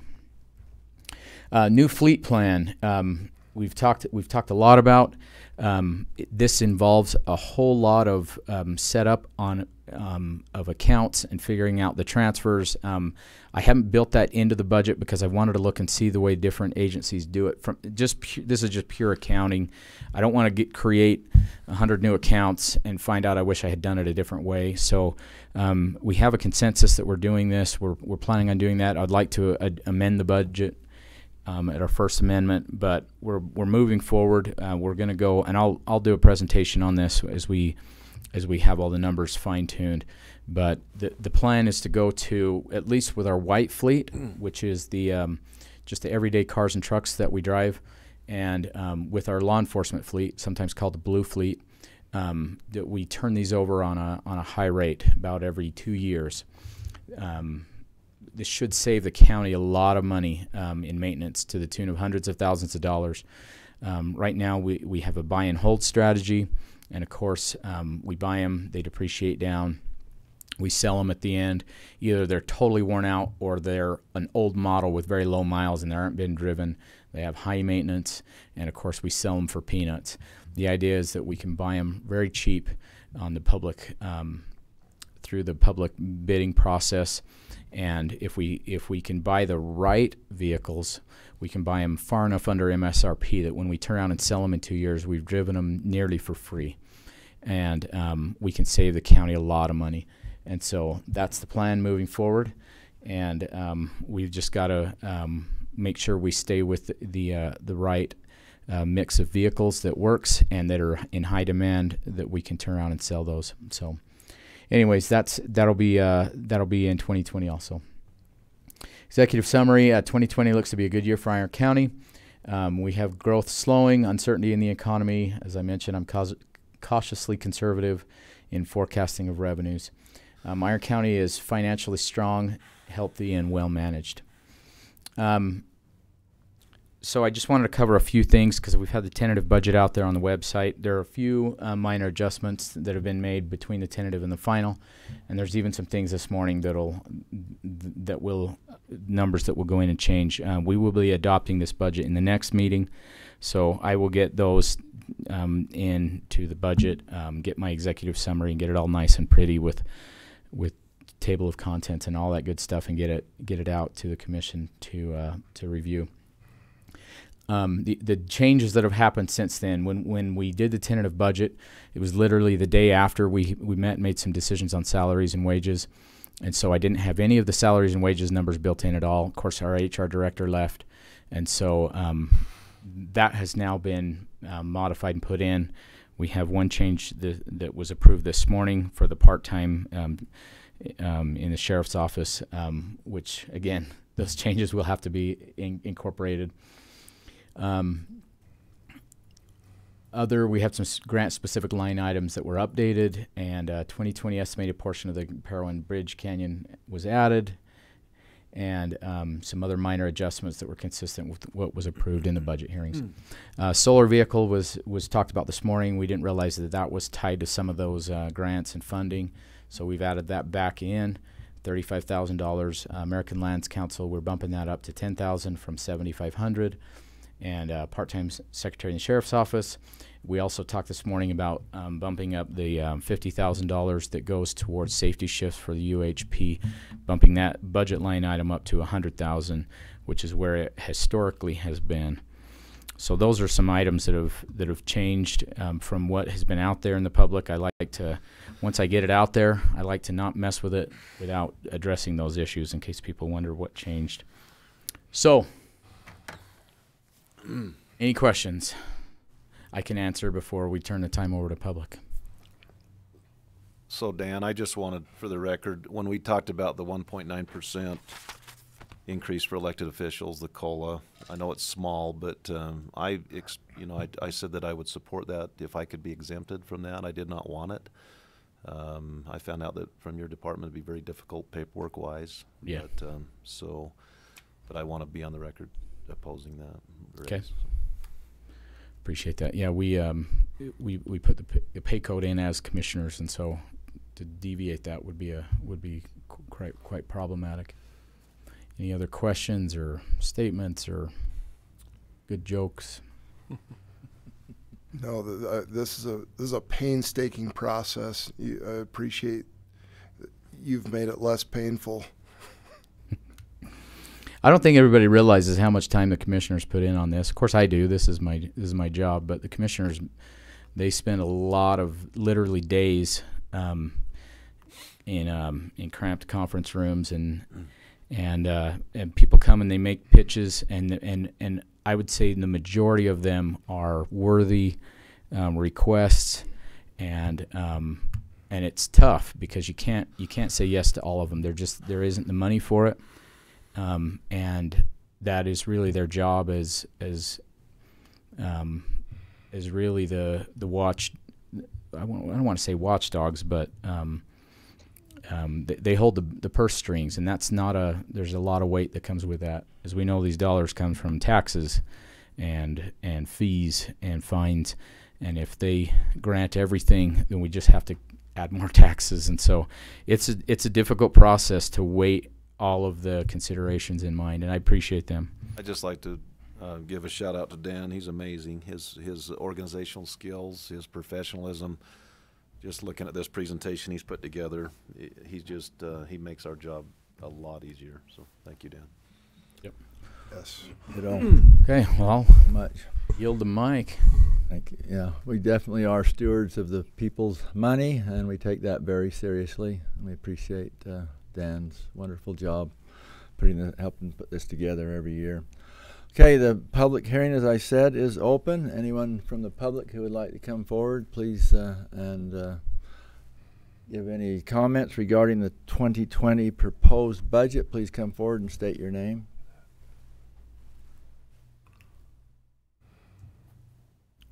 Okay, one more chance. We want to make sure anyone who would like the opportunity can come forward and make their comments. Seeing none, we don't have this for approval. We didn't write on the. That's because you don't do it. That's we're not doing it till next time. You said that. Okay. All right. Chair declares the public hearing closed. Item number 2, public comments. Anyone from the public who has comments on any issue, please come forward. State your name. Seeing none. Item 3, discussion and possible approval of 2020 commission meeting schedule. John, do you have that? Oh, yeah, sorry. Or I guess it's on our. Trying to catch up with you here. We'll have 1 or 2 meetings that'll be on a Tuesday because of holidays. But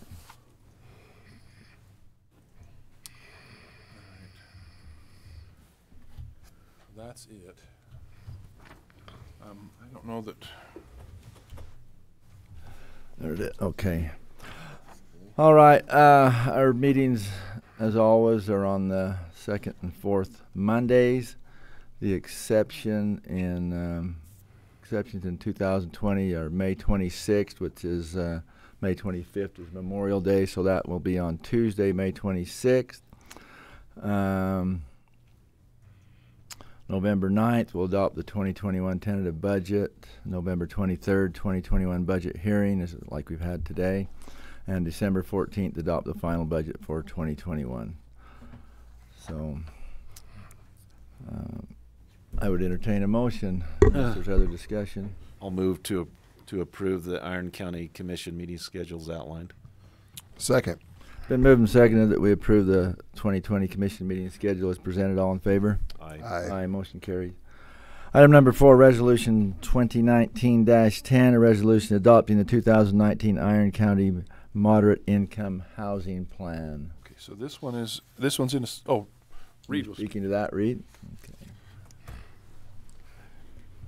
Okay. Good morning. Commission.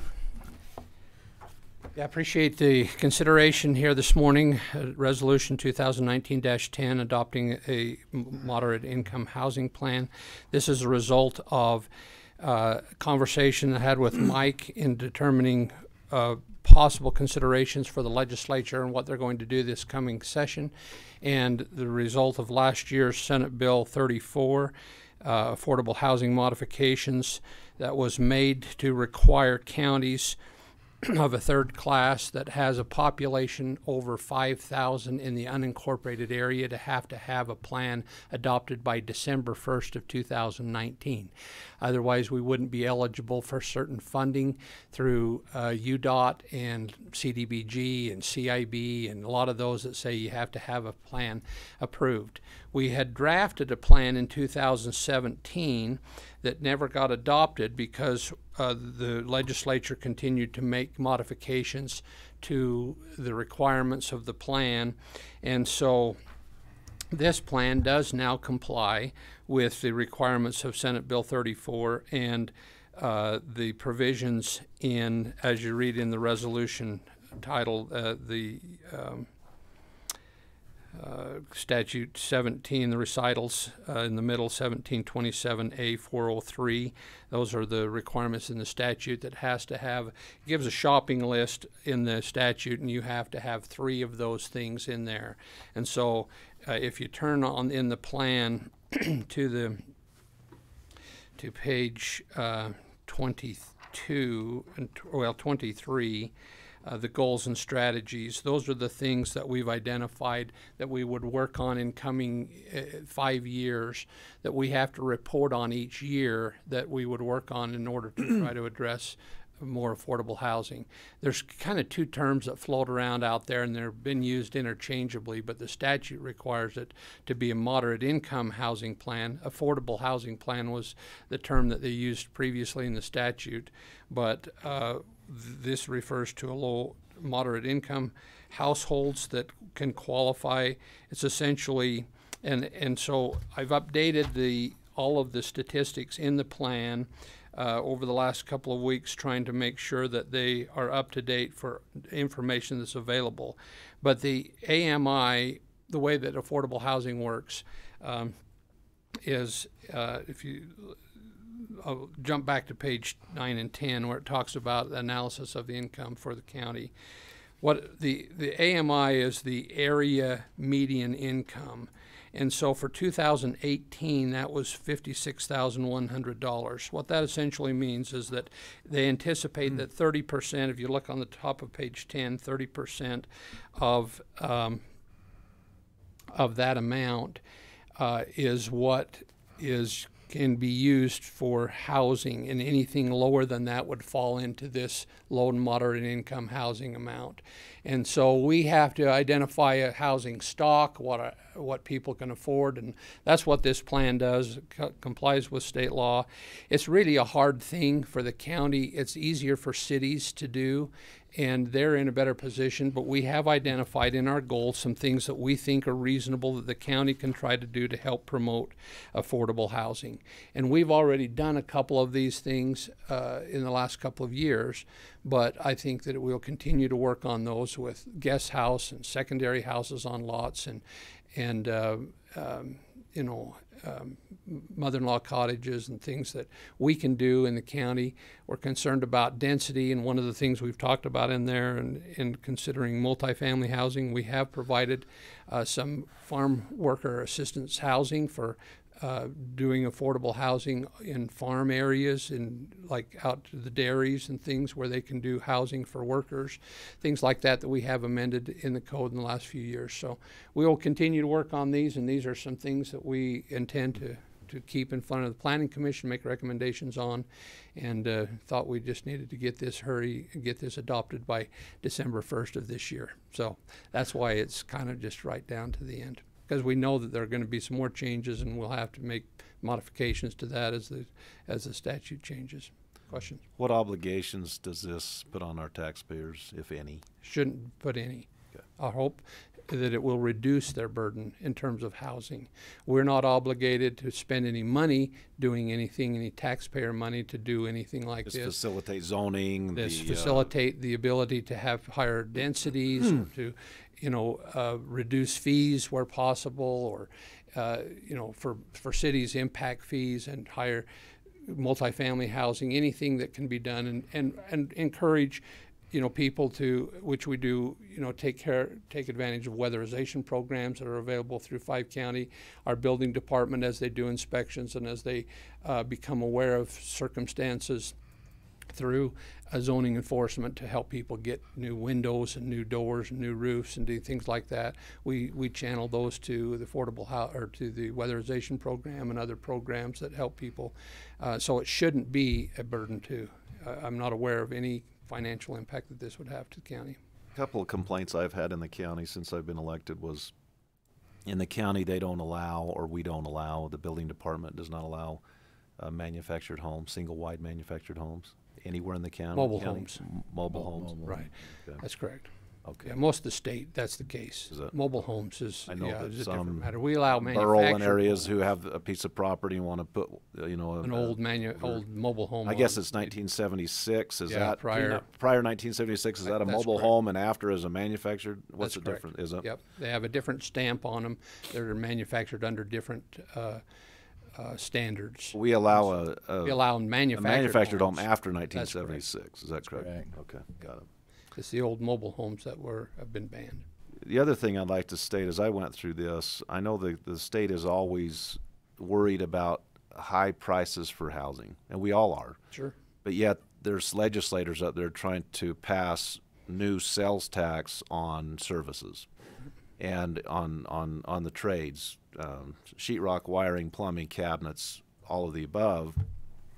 And with my rough figures, just guessing, that would probably add 5% to the cost of our housing. So I find it interesting. They're asking us on one hand to reduce costs and make it better for people that are trying to get into housing, but yet on the other hand they're trying to raise taxes to. So as far as the record goes, different people in the same group is often so the it's legislature, but. And I know they're looking at maybe a special session to do some of that through the holidays, and I'm not really excited about it. So. Any other questions? Just on statistics here, it says there's 19,667 housing units, 15,000 plus are occupied, 45 vacant. We have that much vacancy?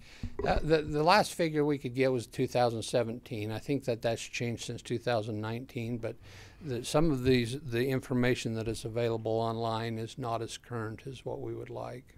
Yeah. Okay. Just seemed like a high percentage of it is. vacant dwellings.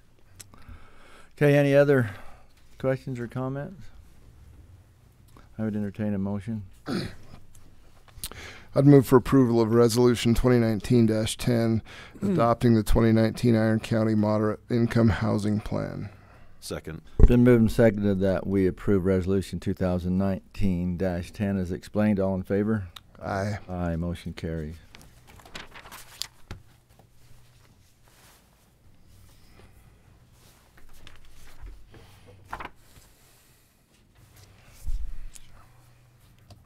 Item number 5, Resolution 2019-11, appointing a representative and an alternative representative for the Utah County's Indemnity Pool Annual Membership Meeting. Do you want to explain that, John? Oh, sure. So each year the USIP is the Utah County's indemnity pool. That's who provides our liability insurance for the county. It's typically been the clerk, with the backup being the alternate being the HR director. I went ahead and did Betsy as the alternate this year. What that does is it's a resolution that USIP requires so that myself or HR can vote on behalf of Iron County for questions or for leadership changes that happen at USIP.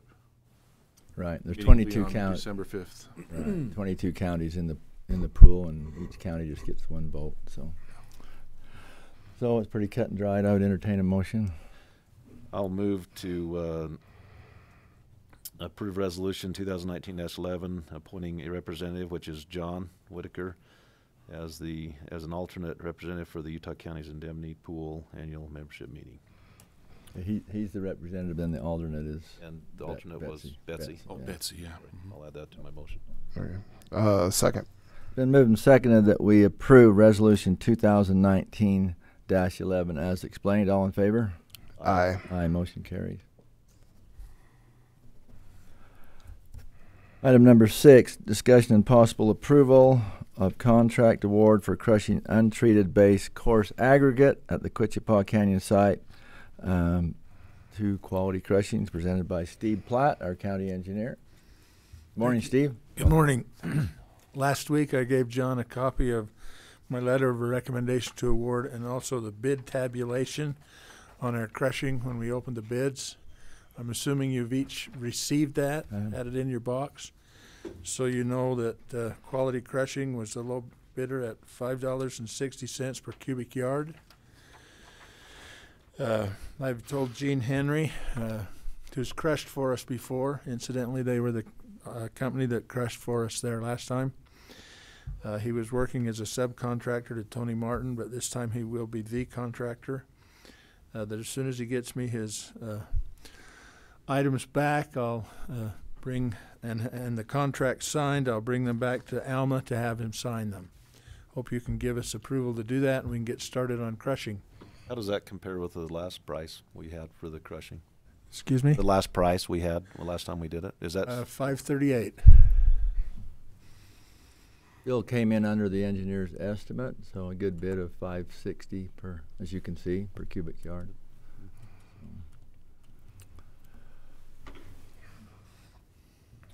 Okay, I would entertain a motion.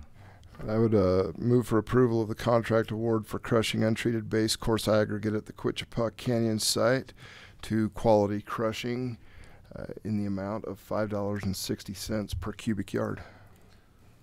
Second? Been moved and seconded that we approve the contract award for crushing untreated base coarse aggregate as explained. All in favor? Aye. Aye, motion carries. Thank you, Commissioner. Thank you very much, Steve. Item 7, Ordinance 2019-10, confirming the equalized assessment list and levying an assessment against certain properties in the Iron County, Utah Sunset Subdivision assessment area. Said levy for financing certain improvements in the assessment area, also establishing the effective date of the ordinance and related matters.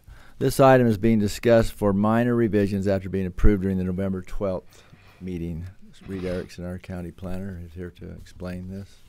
Thank you, Commissioners. I got a call on Friday from our bond counsel where they realized that they had omitted a reference to statutes that allowed for our reserve fund and how it could be funded. And they asked that we hurry and get this on. I called John Friday morning, and we were able to sneak this onto the agenda, and I appreciate that accommodation. It'll keep us from having to delay the bonding process. And so this amendment simply clarifies the county's process and under statutory authority to fund the reserve fund that the county commission had agreed to do to help us secure a lower interest rate by self-funding the reserve fund rather than borrowing the money for the reserve fund as part of the bond. So that's what this is for, and just as a simple amendment to make those provisions that had been omitted in the previous version. It does not affect our date, the 60-day protest period from when this goes, because it doesn't really deal with the assessment amounts or the people or anything like that. This is just a mechanism through which the county can fund the reserve fund. It should be pretty straightforward. Any questions about that? No. I'll move for approval of Ordinance 2019-10, confirming the equalized assessment list and levying an assessment against certain properties in the Iron County, Utah Sunset Subdivision assessment area. Said levy for financing certain improvements in the assessment area, also establishing the effective date of the ordinance and related matters. Note, this item is being discussed for minor revisions after being approved during the November 12th, 2019 meeting. I will second. It's been moved and seconded that we approve Ordinance 2019-10 as explained. All in favor? Aye. Aye. Motion carries. Thank you, Commission. I would just make mention that as a result of the approval of this amendment, the bond bid packages went out on Friday. so that they're soliciting those. The closing date on that is December 17th, and that's when we will know what the interest rate will be, and we'll know, who's interested in acquiring the bonds. And they anticipated that we will close on that funding on January 15th. Those are the dates that we had prescribed previously in the ordinance, and that we should be able to tell people then what the interest rate is going to be. Thank you. Okay, thank you very much. Thanks especially to everyone who's worked on this. This is our first time since they changed it from SID, Special Improvement Districts, to assessment areas, and we're almost there, the first one. So it's been an interesting process to learn about this, and anyway, we appreciate all who have brought us to this point. Thank you.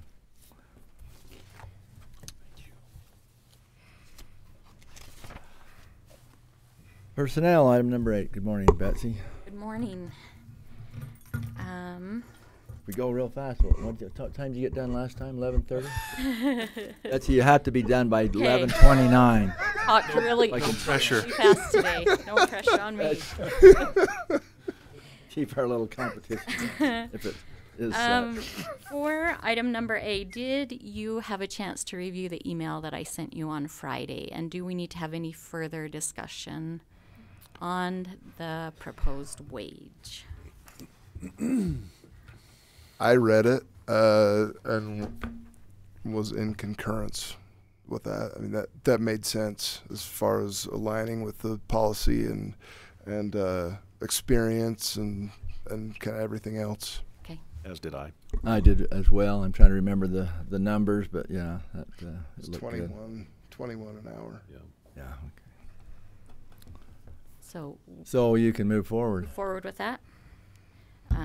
Okay.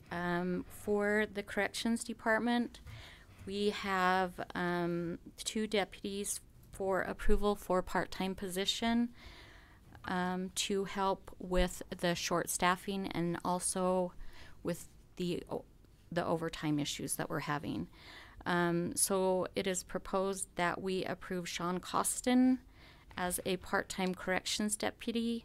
Effective date would be today, November 25th.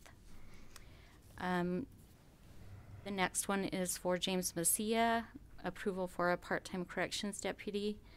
Effective date would also be today, November 25th, and the proposed starting wage is $21 per hour. Okay, let's go ahead and approve that separately. I'd move for approval. I would move for approval of a rehire for part-time employment of Sean Costin as a corrections deputy with effective date today at the rate of $21 an hour. Also for rehire for part-time employment of James Messia as a corrections deputy effective today, also at $21 an hour. Second. Been moved and seconded that we approve the rehire of these 2 employees in the corrections. As stated in the motion, all in favor? Aye. Aye, motion carried. Good to have those 2 back and trained, and that's a good strategy to help with our problem there. So I'm glad they're willing to come back. We hope this is a good thing and that it can help them in their short staffing issues. I think it will be really good. The next is for the recorder's office. It has been requested by the recorder, Carrie Jeffries, that Adele Lloyd receive a 5% pay increase for receiving her cadastral mapper certification. Why don't you go ahead? All 4 of those are pretty much the same, so just put them all, do all of those if you would, and then we can. Was there an effective date on that increase? For Adele would be at the beginning of this pay period, November 17th.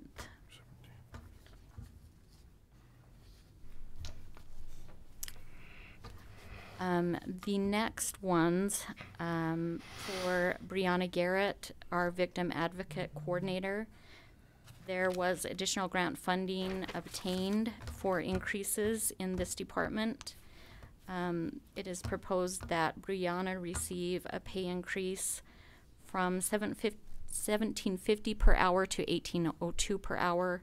This would be effective the same time, November 17th. For Elizabeth Soriano, she is a victim advocate. It's proposed that she receive an increase of 45 cents per hour, so she would go from $15 per hour to $15.45 per hour. And then Wendy Jessen did not need to be on the agenda this time. Her increase will not be effective until next year sometime. So we don't have a proposal for an increase for her at this time. Strike that one. Okay, any questions? No, we can move forward. Okay, I'll move for approval of pay increase for Victim Advocate Coordinator Brianna Garrett. Effective date would be November 17th, and that's moving her from $17.50 an hour to $18.02. This will be covered by grant funding to fund that. Also move to approve the pay increase for Victim Advocate Elizabeth Soriano, and the effective date to be the same, November 17th, and her increase would be 45 cents per hour, so she'd move from 15 to 15.45 per hour, and that is also covered by grant funding. And then will you do item B also in this motion? Yes. And then also, sorry I missed that, move to approve the 5% pay increase for Adele Lloyd, and that's effective date's November 17th, and Adele has completed her Castrol Mapper certification. Second. Been moved and seconded that we approve the pay increases as explained in the motion. All in favor? Aye. Aye. Aye. Motion carries. Thank you very much. Sign those.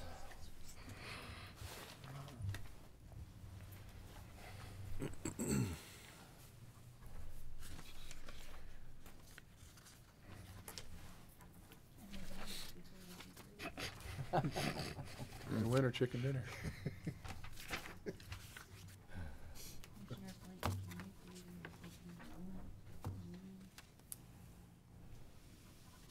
Yes. When would you like to?